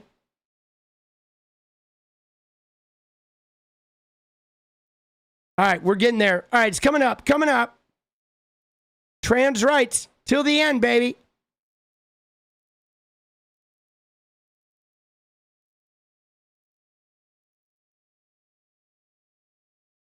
By the way, I guess that Charlie's murder site got hacked, right? I heard something about it that they didn't pull it down, that it got hacked, and they're moving it to the Charlie's data, whatever, broker or some shit.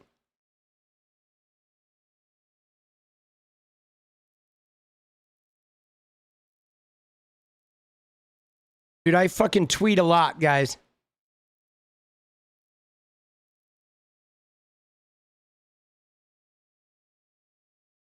All right, there's the stuff about Tyler the Groyper.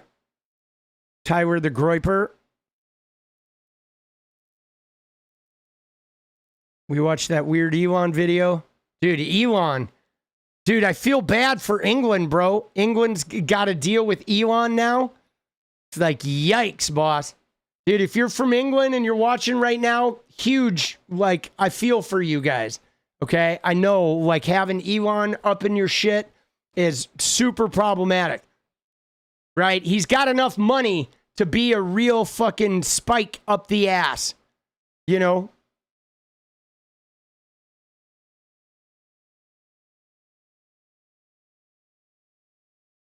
Is it 2 days ago? 3 days ago? Dude, I'm giving one more minute and then we're going to bounce. But Thomas Massie made an announcement that I, for whatever reason right now, I can't seem to find because I can't remember when it was. I thought it was yesterday, dude. There was an announcement about needing one more right-wing signature, and it showed a list of, like, who they had. All right, hold on. Let's find him. It's got to be on his personal account.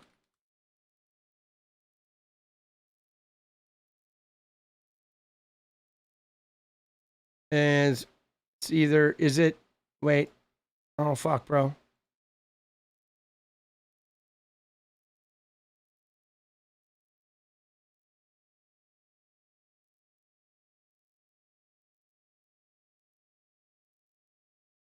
Right here. Okay, so it says they have 217 signatures on the discharge petition to force a vote on the legislation to release the Epstein files. They need 218, okay? Will it be a Republican or a Democrat? Is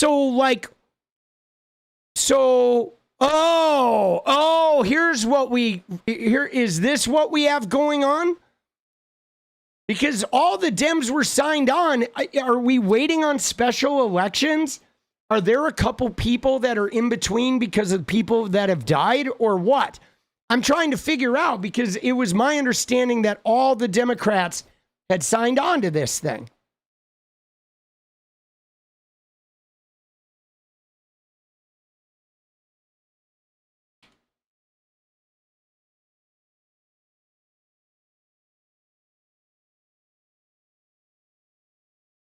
So the Virginia winner, Walkinshaw, who just won, okay, he signed Wednesday. All right. So what do we got? We still have Lauren Boebert, Marjorie Taylor Greene, Nancy Mace signed. Okay.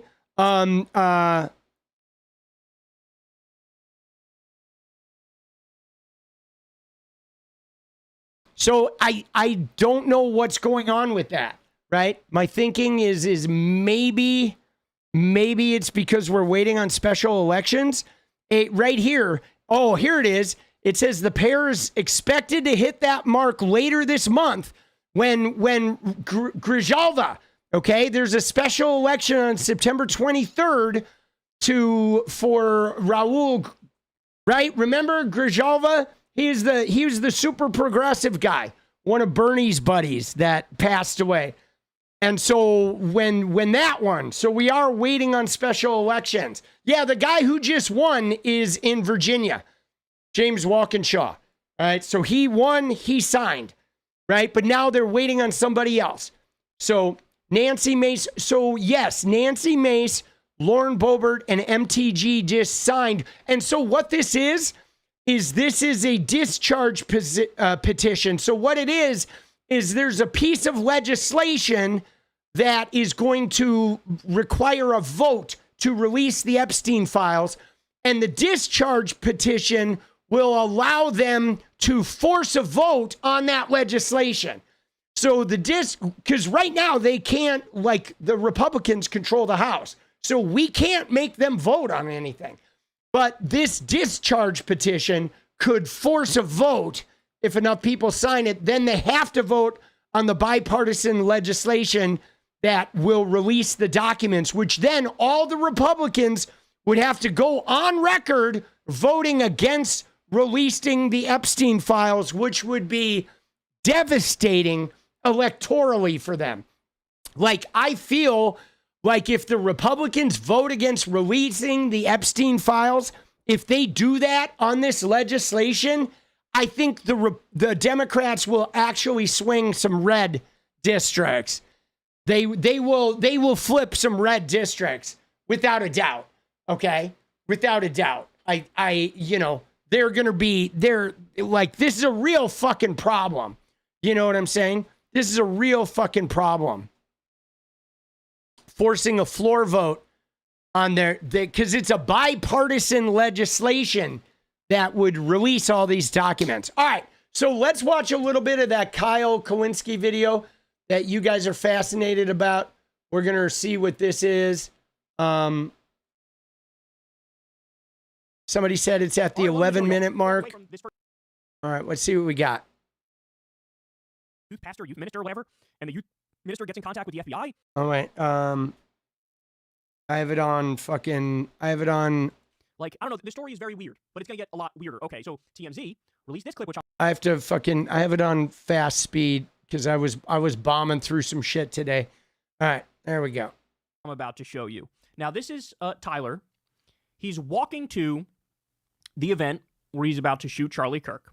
And you're about to see, take note of, number one, how he's dressed, but number two, how he's walking, because this is going to be super important because you're going to understand why he's walking the way he's walking with this massive limp.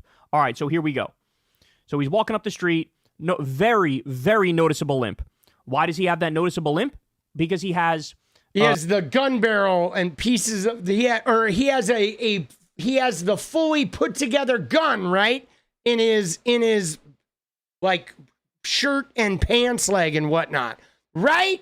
Because, like, dude, I'm watching Better Call Saul. I've been getting a gun education, right? He can't take the gun apart, right? Because you the way it works, guys, is you put a gun together and you set the scope so that center of that scope lands in the fucking circle in the center of your target. And then you can't touch the fucking gun. If you dismantle that gun or dismantle it in any way, your targeting is off. Now, I personally think the idea of even putting a fully, like, together gun in your body like that and limping to this event, that seems pretty unlikely. I feel like that would affect the fucking gun too, but whatever, you know, I'm no gun expert, but you'd have to shoot. You'd have to fucking calibrate the whole thing. If anything was off, you'd have to fucking recalibrate. The rifle that he used down his pant leg. And so he can't really straighten that leg out. So he's, you know, hobbling along here, limping along here. The other thing to take note of is he clearly didn't park in the parking lot of the college. He parked elsewhere and then walked there. And this is him, I think, after the deed is done, walking through the back. But okay, so you saw what he was wearing there. Black shirt, jeans, walking with a massive limp. Okay, ready? Now, according to the official story, he goes there with a gun, right?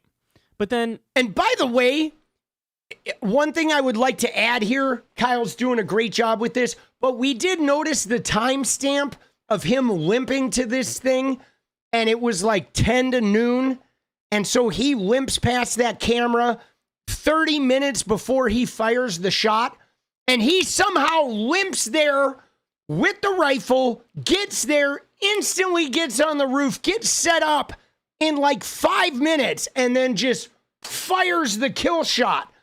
The kid's timeline is like the most effective, didn't waste 10 seconds in this whole thing. Like, this kid just went, no interruptions, right to the roof, get the thing down, boom, fire the shot.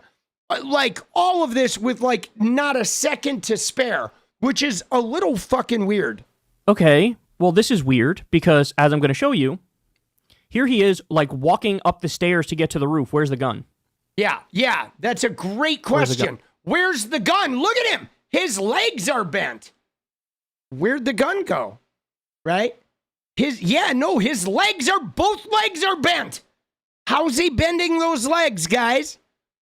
What? I mean, how? Right? Would he put a ladder up the side or something? That's fucking a neat trick, dude. Gun. Where's the gun? Now, what they say is, okay, so he walked there with the rifle. Clearly, based on the TMZ video, he was limping, right? Okay. Then when he gets there, in order to get to the roof with the rifle, he disassembles the rifle and puts it in his backpack. Now, there's no way. If he disassembled that rifle, he would have to recalibrate the scope, fire the gun several times, right? You have to fire the gun like, I don't know, anywhere from 2 to fucking 5 times to calibrate that scope. Now, there's one major problem with that story. This particular rifle that he used is notoriously difficult to break down. In fact, it takes tools, it takes know-how, and it takes time. There's not really a rifle that's meant to easily be broken down and put back together. So he goes there clearly limping with the rifle in his pants. Then in this picture in the stairway, all of a sudden, where's the rifle? Well, they say, oh, it's in his backpack, so, you know, that's the logical explanation. All right, well, let's keep going. Again, if the rifle was in his backpack going up the stairs, why wouldn't the rifle have been in his backpack the whole time, right? Yeah, right? Oh, I got to limp with it because I can't take it apart. But then I get there and I took it apart where? In the bathroom? Right? And a 30-06, no lie, a 30-06, it takes a hot minute, even if you're fucking skilled, to dismantle that thing, okay? You know what I mean? And you need space. You're not going to do it in a bathroom stall. Like, you need a fucking work table or some shit, a big open space to dismantle this thing. You know, I mean, these guns are not, right? These guns are not fucking, they're not like tiny guns. So then, according to them, he gets to the roof, puts the rifle back together, does the shooting. There's also, I'm going to throw another curveball at you. He shows up in a maroon shirt, they say. This is what the officials say. He shows up in a maroon shirt. Then he puts on this black shirt. Then he gets to the roof and puts back on the maroon shirt. Then he finishes shooting and puts the black shirt back on and leaves. Getting a little weird, but wait for it. Okay, wait for it. Dude, what's the maroon shirt? Where'd the maroon shirt come from? Is there some camera that shows this kid with the maroon shirt on? The maroon shirt is like, I feel like that's new information for me. So we've never seen it. Okay, got it. So here he is after the shooting. This is when he escapes. And you're going to see that he basically runs on the roof. And you're going to take note of something very important in just a second. So here, let's play it. He's running on the roof. Where's the rifle? Yeah, no rifle. Now, we watch this. He jumps down here with the bag. Okay? He jumps down here with the bag or whatever, but there is no gun. Okay? He had a bag. He had something. It was the backpack, right? That he was like carrying or whatever. And he jumps down, no gun. He's holding something, but it's not the size and shape of a rifle. Not at all. Okay, so let me go back. I'll play that one more time for you. So he's running on the roof, and you're going to notice there is no rifle in sight. There's no rifle in sight. Ready? He's running on the roof. There's no rifle there. He's running normal. He's not limping. He's got something in his hand, but it's not the size and shape of a rifle. Okay. Now, here's what they say. They say, oh, well, after he did the shooting, he disassembled the rifle, and that's why he's not running with a rifle there. Okay. All right. Well, then here's the question. The feds also say, we found the rifle in the woods, and it was put together.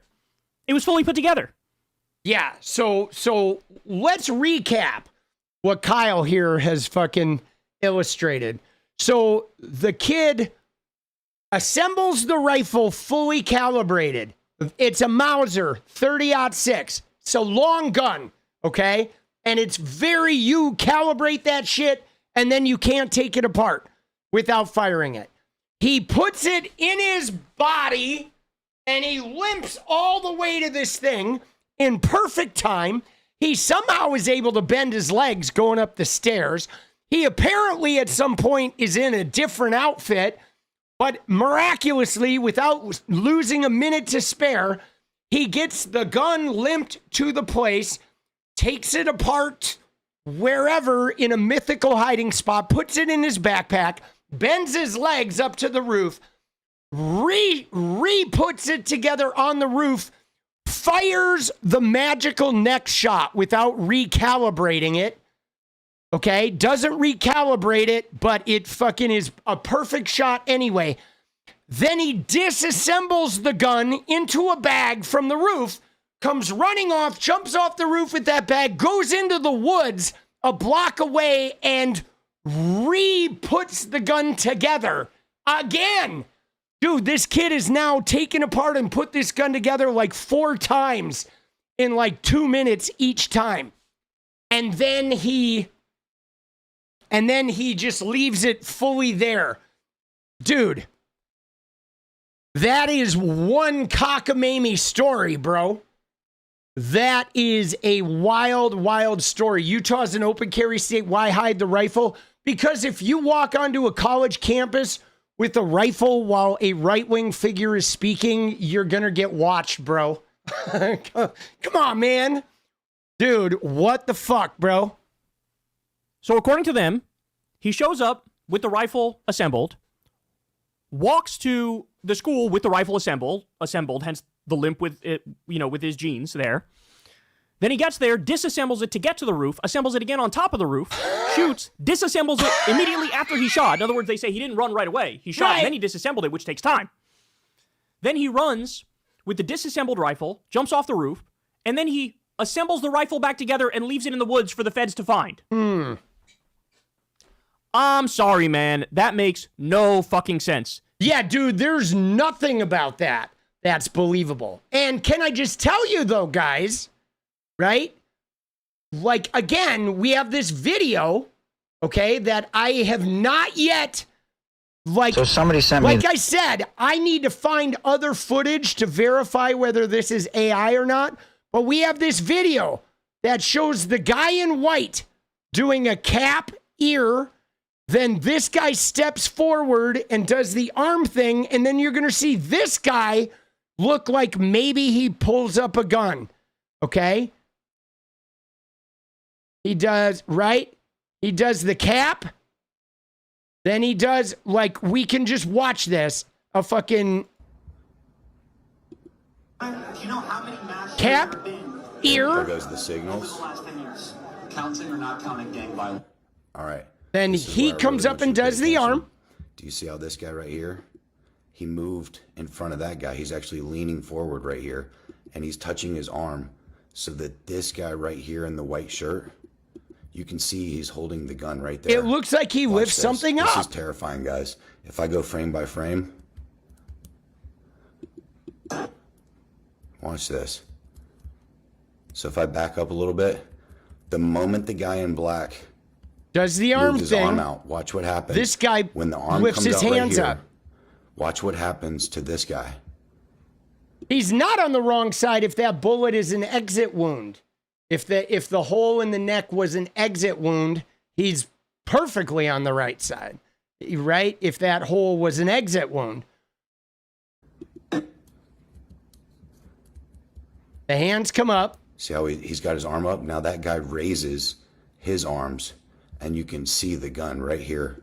See, the thing about it is, though, is I don't know if this is AI. This video right here, we don't know if this is AI. Like I said, I have to do some research and see if I can find some footage from this angle. Okay, you know what I mean? But we don't know. But you'll see. Watch what happens here. It's gonna recoil, and then as soon as he gets done recoiling, his Charlie head moves.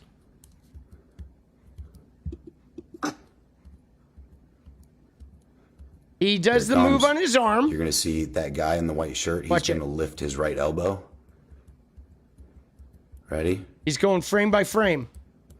Right here. He lifts his elbow. He's holding a gun. He's holding something. And watch what happens. He shoots it. His hand goes right back into place. You see that? Charlie gets hit. Isn't that crazy? You see the recoil on the hands, and then Charlie gets hit a fraction of a second later. Now, okay, now the again though, we don't know if this is real or if this is AI, this video. Okay, we don't know. I want to go get a lot more footage and see if this is actually created. But one thing we didn't see over here was like a muzzle flash. Watch this. Raise his elbow. Boom. Look at that. Right? See, you do see the recoil though. Watch the gun shoot right now, and watch Charlie get hit right now. Right? Oh. Okay. So yeah, again, I don't know if this is video, because one of the things that I notice, and let me tell you why I think it's AI. You see this little black thing right here? You see this little black thing right here? There's like artifacts in this thing. Oh my God. Made me think it was AI, right? Look at it. It's clear. You know what I'm saying? There are some artifacts in there that fucking made me think about like that there was some AI or some shit, right? That black thing is his overlay. I don't know what that was. That's his overlay. Shows that guy in the white shirt. But they're fucking showing up. The guy puts his gun up, puts his elbow up, pop, bang. Yeah. Dude, it's weird. If it's not AI, yeah. See, I want to get fucking more. I want to get footage, okay? Because again, right? Again, like these arm signal things were a little weird, okay? These guys, okay, like this arm signal shit was bizarre, right? I mean, this guy, what I saw, okay, when I saw this guy in white grabs his hat, grabs his ear, and then this guy steps forward and he looks at the guy in white. He looks at the other side. He does this on his arm. And the minute he goes like that, Kirk is hit. Like the instant he does it. And that is fucking weird, bro. You know what I'm saying? That is fucking weird. And no autopsy. We've had no autopsy confirming anything. What would be the point of the hand signals? I don't know. To cue them when to shoot or something? I don't know. I don't know. We haven't really heard a lot about this. But again, I'm going to be looking for other footage. Look at that. Pop. Bang. See, but that's weird though. Isn't that weird? With that fucking, the way that hand went like that, and right when Charlie Kirk's head fucking snaps, dude. That is fucking strange, bro. You know what I mean? That is fucking bizarre, dude. That is fucking bizarre. Now, the thing that's really fucking, now the other thing is there are other possibilities, guys. Like, you ready for this? What if there was like, I don't know, if there was a you know what I'm saying? Like, he had a fucking, he had some sort of a like plate he was wearing under his shirt. You know what I'm saying? Like, what if there was some type of device in there that fired something into his body and it just ricocheted through his body and came out the neck? Right? If they had something, if that person was just fucking setting something off that was attached to Charlie, I don't know. This is just weird. There's a lot of shit about this that is fucking weird shit, dude. 0 sense. Something is really fishy with this. Now, I need you to understand something, guys. I'm not even doing the whole read between the line things. I'm just telling you, this is what they say happened. Now, I briefly mentioned what he was wearing before. Again, I want you to listen to, this is the governor of Utah, and here's what he says, because people in the media were asking, hey, what was he wearing? Why are the accounts differing? Here's what the governor says. Ready? So when he's first spotted on campus, See, the thing is, though, is like, people have said that he, like, something about the bullet hitting his vest. But let me just tell you guys, here's the deal, guys. You ready? Let me just tell you, I have watched that video of him getting shot frame by frame from multiple different fucking things in Premiere Pro. But here's the deal. The idea of that bullet like hitting his vest and ricocheting is bullshit. You know why? Because it doesn't rip his shirt. Okay? Because if you've seen bullets fire into people, they rip the clothing. If a bullet hit that chest and hit the bulletproof vest, it would rip the shirt and it would leave a fucking powder burn on the fucking shirt. And that shirt, there was like nothing. That shirt was white and clean and not a mark on it. So either it went straight through the front of the neck, right, and opened that wound, or it went in the back and came out the neck there, right? You do see, like, the thing that's weird is his neck, like, bubbles up, right? His neck, like, bubbles up like there was a ricochet in there. But, man, I watched that thing, like, 500 times, and it never, like, I thought it went in his chest and ricocheted through his neck, but there was no hole in the shirt, okay? Which is why the possibility of it coming from behind and ricocheting through his neck and coming out is something that could possibly be. You know what I'm saying? But a bullet would not hit a shirt. Like, bullets shred clothing, guys. They fucking shred clothing, okay? When they go through shirts and shit. They do. All right, here we go. Let's see Spencer of Cox. Utah, and here's what he says, because people in the media were asking, hey, what was he wearing? Why are the accounts differing? Here's what the governor says. Ready? So when he's first spotted on campus, he has different clothing on, and then he changes clothing on the roof, and then changed back into that clothing at some point, so that when he was apprehended, when he was arrested, the clothing matched the clothing he had on before the shooting here. All right, dude. What? When he was arrested days later. Here's CNN. The fuck CNN are we says talking this. about? Several clues pointed authorities to Robinson, his clothing, a dinner conversation he had with a relative, and comments he made on a messaging platform. Less than 4 hours before the campus event that featured Kirk as a speaker began. See, here's what I saw. I did see this where they said that hours before the event happened, the kid showed up in a Dodge Challenger and was seen like on campus, like preemptively getting ready or whatever, right? You know what I'm saying? He showed up there hours before and was, I guess, casing the joint or whatever. And then he left and then he walked back with the gun. That was the thing that I had divined from this whole thing, that he had hours before had done an early, like, you know, arrived on campus in this car and was presumably like looking at where the tent was and planning the whole thing or what have you. But he made on a messaging platform.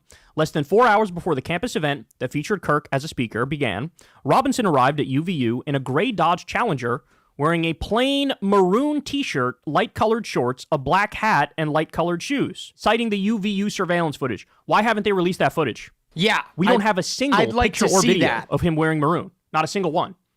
Why haven't they released that? He later changed his clothes on the roof and then jumped down, leaving palm impression smudges that authorities hope to collect DNA from a shoe imprint, according to a police affidavit. At some point, Robinson changed back into the same clothes he arrived in. Very weird. Oh, he showed up wearing the maroon, then he puts on the black, then he changes back into the maroon on the roof, and then changes back into the black when he leaves? Like, I genuinely don't understand what's going on here. The other thing is, again, with the weapon, at the same time he's changing clothes seemingly multiple times, he's also assembling and disassembling the rifle, not only multiple times, but at very bizarre times, too. Like, right after you're done shooting, you have to take the time to disassemble it, and then you reassemble it in the woods? I'm sorry, man, that just doesn't add up. Yeah, dude, I'm not buying that either.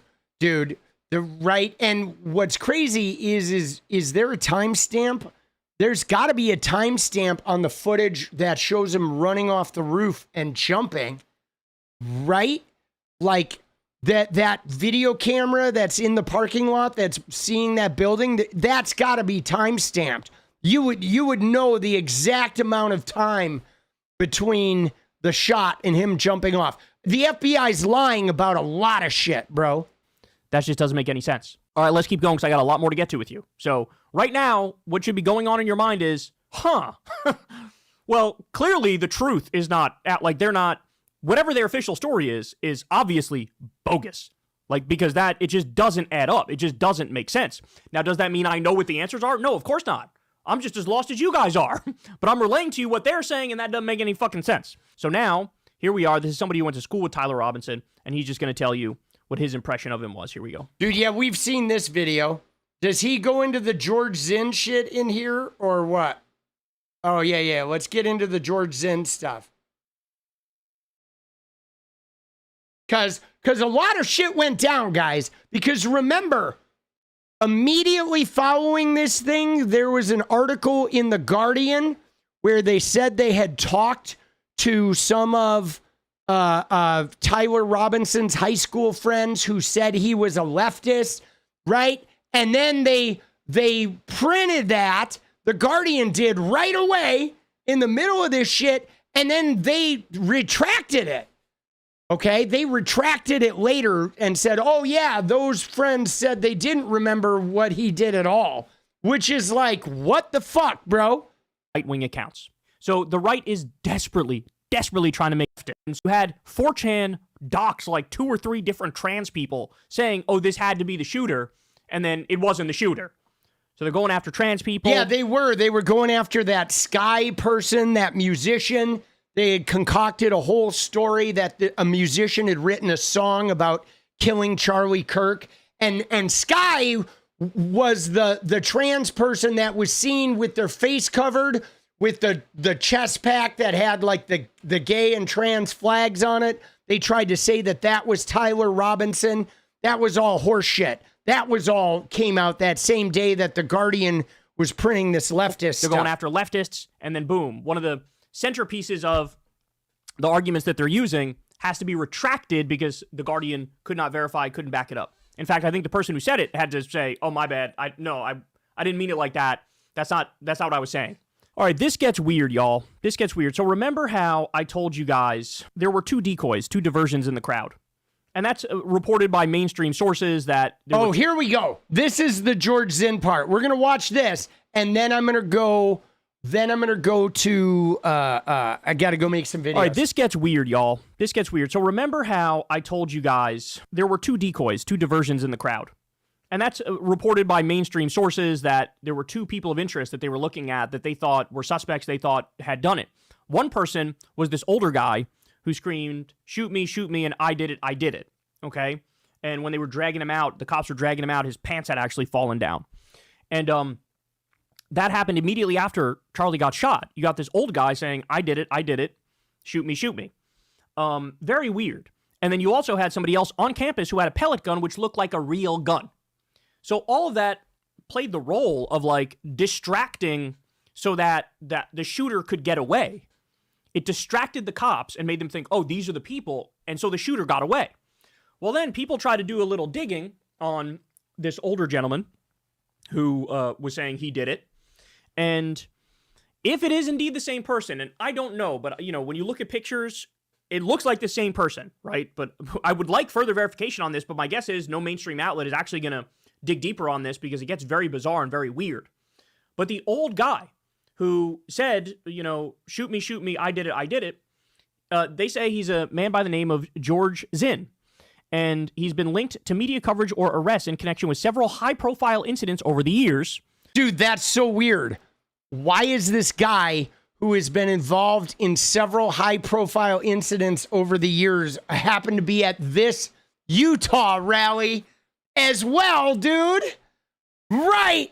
That's fucking weird, bro. Which aligns with common conspiracy theory claims about being a crisis actor, people allegedly hired to participate in witness stage events for narrative purposes. So there's a video of him talking about 9/11s and saying he was there when the towers got hit, and he knew right away it was 9/11. He knew right away, that it was Al-Qaeda that did it. And I watched that whole video. Dude, what the fuck, bro? Bizarre. Then he was also at the Salt Lake City. He did a Salt Lake City marathon bomb threat in 2013, shortly after the Boston Marathon bombing. And he was arrested for making terrorist threats by email. And then he was also at the Charlie Kirk assassination where he was the guy who said, shoot me, I did it. Now, I'll show you. This is the guy. Yeah, and he was the guy running around with his pants off, too, which was like such a spectacle, right? You know what I mean? With his pants off. And I was like, why don't these FBI agents pull up his fucking pants or whoever is got this guy, right? That's just fucking bizarre. Guy right here. This is the guy right here. Now, is it possible that these are just lookalikes who are at, these different events and it's not the same person? It's possible. But, I would like, again, other than just conspiracy theorists talking about this online who genuinely have a bad track record and get things wrong all the time, I would like some mainstream outlet to maybe look into this and tell me if it's indeed true that this guy was at all these different places, all these different major events. Yeah, I mean, if he was at 9/11, right, that's an important detail to know. Again, I'm kind of not saying that this is a crazy conspiracy. I'm not like out here tinfoil hatting because I don't know what this is, but I do know that like a lot of this shit just doesn't make sense.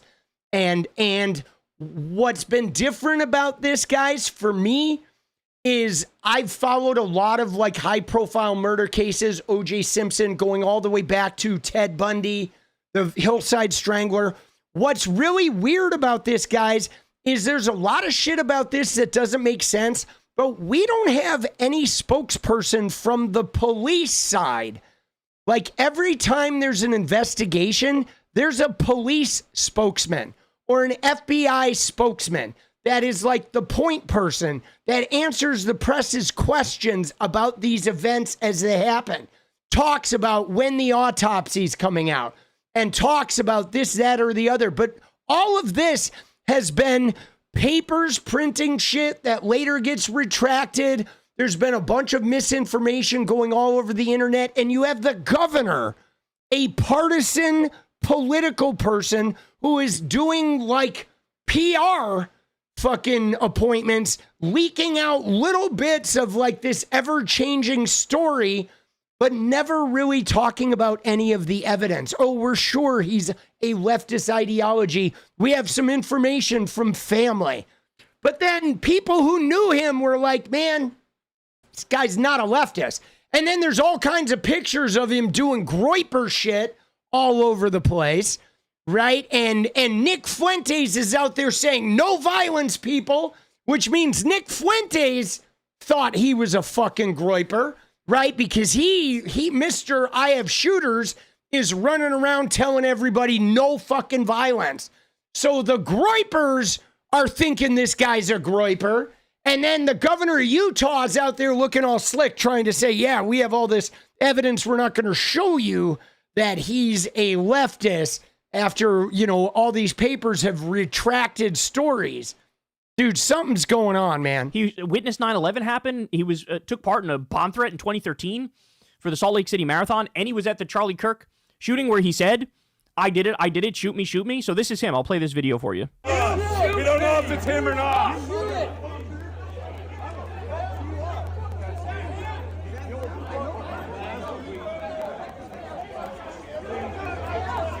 So I'll play it again. You could hear him saying, shoot me, at the beginning. Listen, here he is. We don't know if it's him or not. Shoot me. That's what he's saying. Very, very weird. I would love for somebody to tell me, no, this is not the same person. And the 9/11 videos out there where he talks, it looks exactly like him, which is why I feel confident enough to bring this to you and, you know, without it making me look like a total idiot. Because I watched the video where he describes being there on 9/11. It looks exactly like him. So is it a different guy? I don't know, but very bizarre. Very bizarre. All right. According to Reuters, Tyler Robinson was living at home, at his parents' home at the time of the Charlie Kirk assassination. But according to Fox News, he was living in an apartment with a trans roommate. Now, again, this was the thing I made the video about the other day, about how Brooke Singman came out with that story about the trans roommate.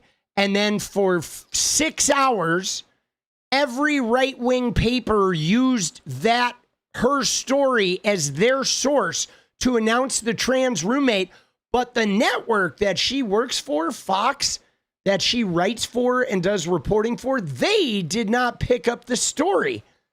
It went out for 6 hours on all these other papers before her network ran it, even though it's presumably a Fox News scoop. Fox didn't run it. Highly unusual, guys. Okay. Massive contradiction in the story there. While he lives in an apartment and it's with a trans person, there's a debate whether or not they're actually trans. They could just be like a furry or something like that, right? Yeah, I still don't think the roommate is trans. I don't. We have had no real confirmation that the roommate is trans. I have not seen anything where the roommate has talked about being trans. Like, this whole thing is fucking convoluted, man. Very weird that major news outlets totally diverge their stories on something as basic as where he lives, bro. Something as basic as where he lives. So Colin Rugg says, and this is based off Daily Mail stuff, the roommate of Charlie Kirk's alleged assassin has been identified as 22-year-old Lance Twiggs, according to the Daily Mail. The development comes as Fox and the New York Post say Tyler Robinson was living with a trans partner. It's unclear at the moment if Twiggs is the trans partner that Fox and the NYP are referring to. However, Twiggs' grandfather refused to deny the report. Quote, I don't want to comment on that. I'm not sure what his situation is exactly right now. That's what the grandfather said. After he was with the police, he's been at his house, and there's no way for us to contact him other than going over there. Twiggs reportedly handed over incriminating text messages to the FBI, according to the outlet. So the right says he's got a trans roommate, and it's so crazy because they're now saying this is officially a trans shooting, and they're blaming trans people for it. Dude, you had Benny Johnson saying this is trans violence. That was some weird shit, right? Like, can you imagine, guys?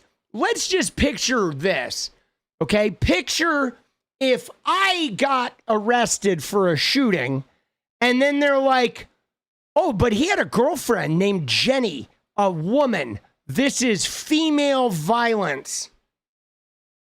Ha! That's what they're doing here.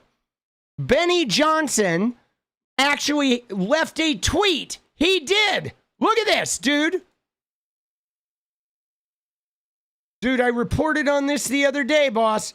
Watch this. Look at this tweet right here. Right? Look at this. This is 100% confirmed. Charlie Kirk killer Tyler Robinson had a boyfriend who identified as transgender. This man is, I don't want a dead name or fucking misgender. Had a trans woman, supposedly, that he was dating. The trans woman cooperating with the FBI and has turned over all electronics and messages. I'm hearing there's much more to come. Yes, this is now officially trans violence. Fuck you, Benny. You know what I'm saying? Like, what the fuck, bro? So if I shot somebody and they find out I have a girlfriend, that means it's female violence? Dude, you see what these fuckers are doing? Dude, what fucking, like, how are they so openly, like, attacking trans people? Like, what is their fucking deal, bro? Like, I don't get it. I mean, it's like, I don't get, like, okay, you don't like trans people, whatever, but, like, to sit there and actually just outright lie and fucking fixate on shit like this, you know what I mean? Especially when you're like Benny Johnson, who is well known for taking young men up to a hotel room at TPUSA events, having sex with them while his wife cries in the fucking hotel bar. Like, what are we talking about here, man? It's fucking unbelievable, dude.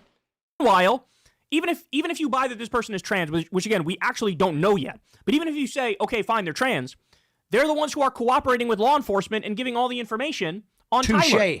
So shouldn't you be thanking them in that scenario? Okay. As this person points out, the evidence that tabloid media has of the claim that the alleged shooter right, was just this filter on a TikTok. This Ari Drennan, she writes for Media Matters. Alleged She's roommate trans is allegedly herself. trans is a 2-year-old TikTok video where the roommate used a filter to look like a female anime character.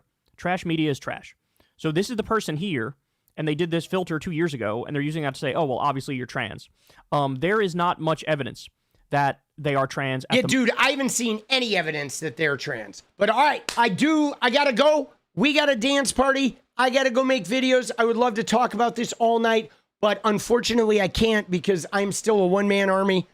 All right, so let's get the dance party going, baby. Let's go. Let's get edit mode set up. Dude, yeah, something is fucking going on, boss. This shit is no bueno.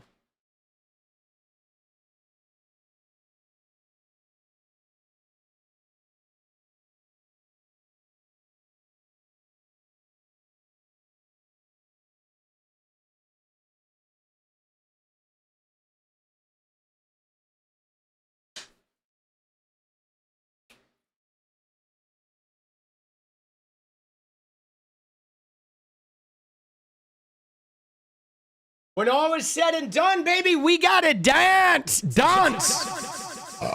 Wir müssen dancen. Dude, I do want to thank everybody, though, who's been showing up.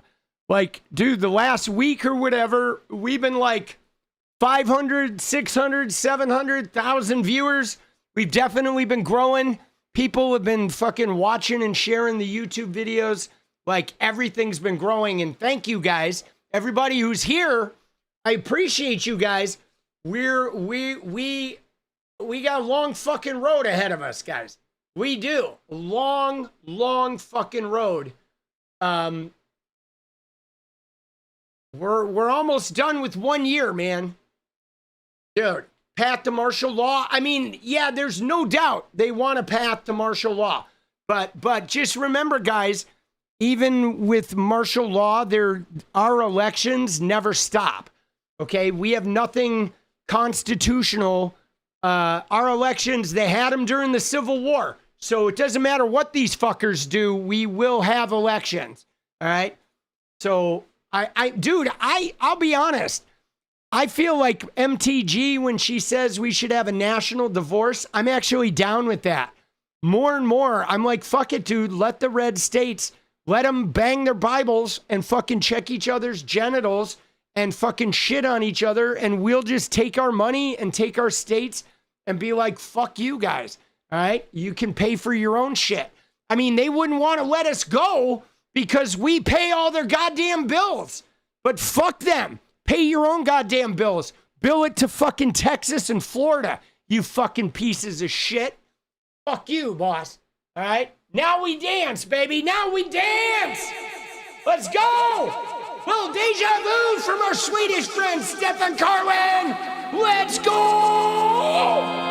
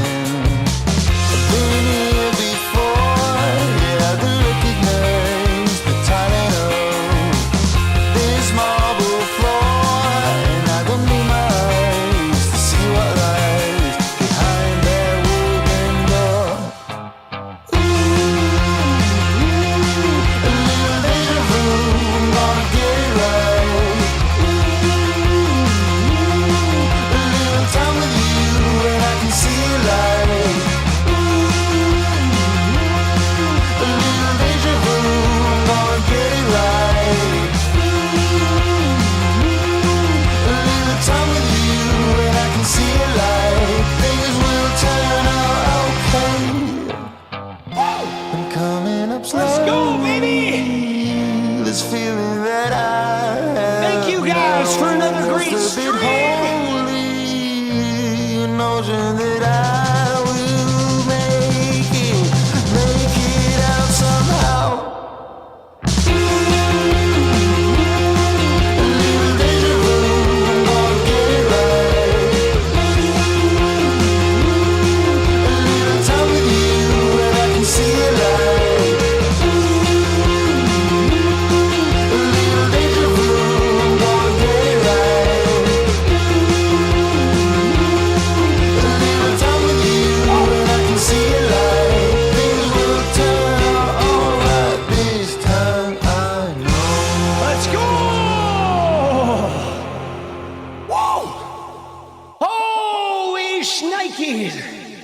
We're getting real.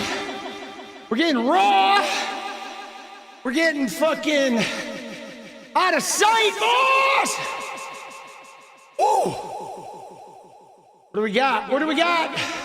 We're gonna go out the way we came in, guys. Let's fucking go, baby. Hit the like on your way out. I will see you guys tomorrow. All right, keep it real. Thank you for watching.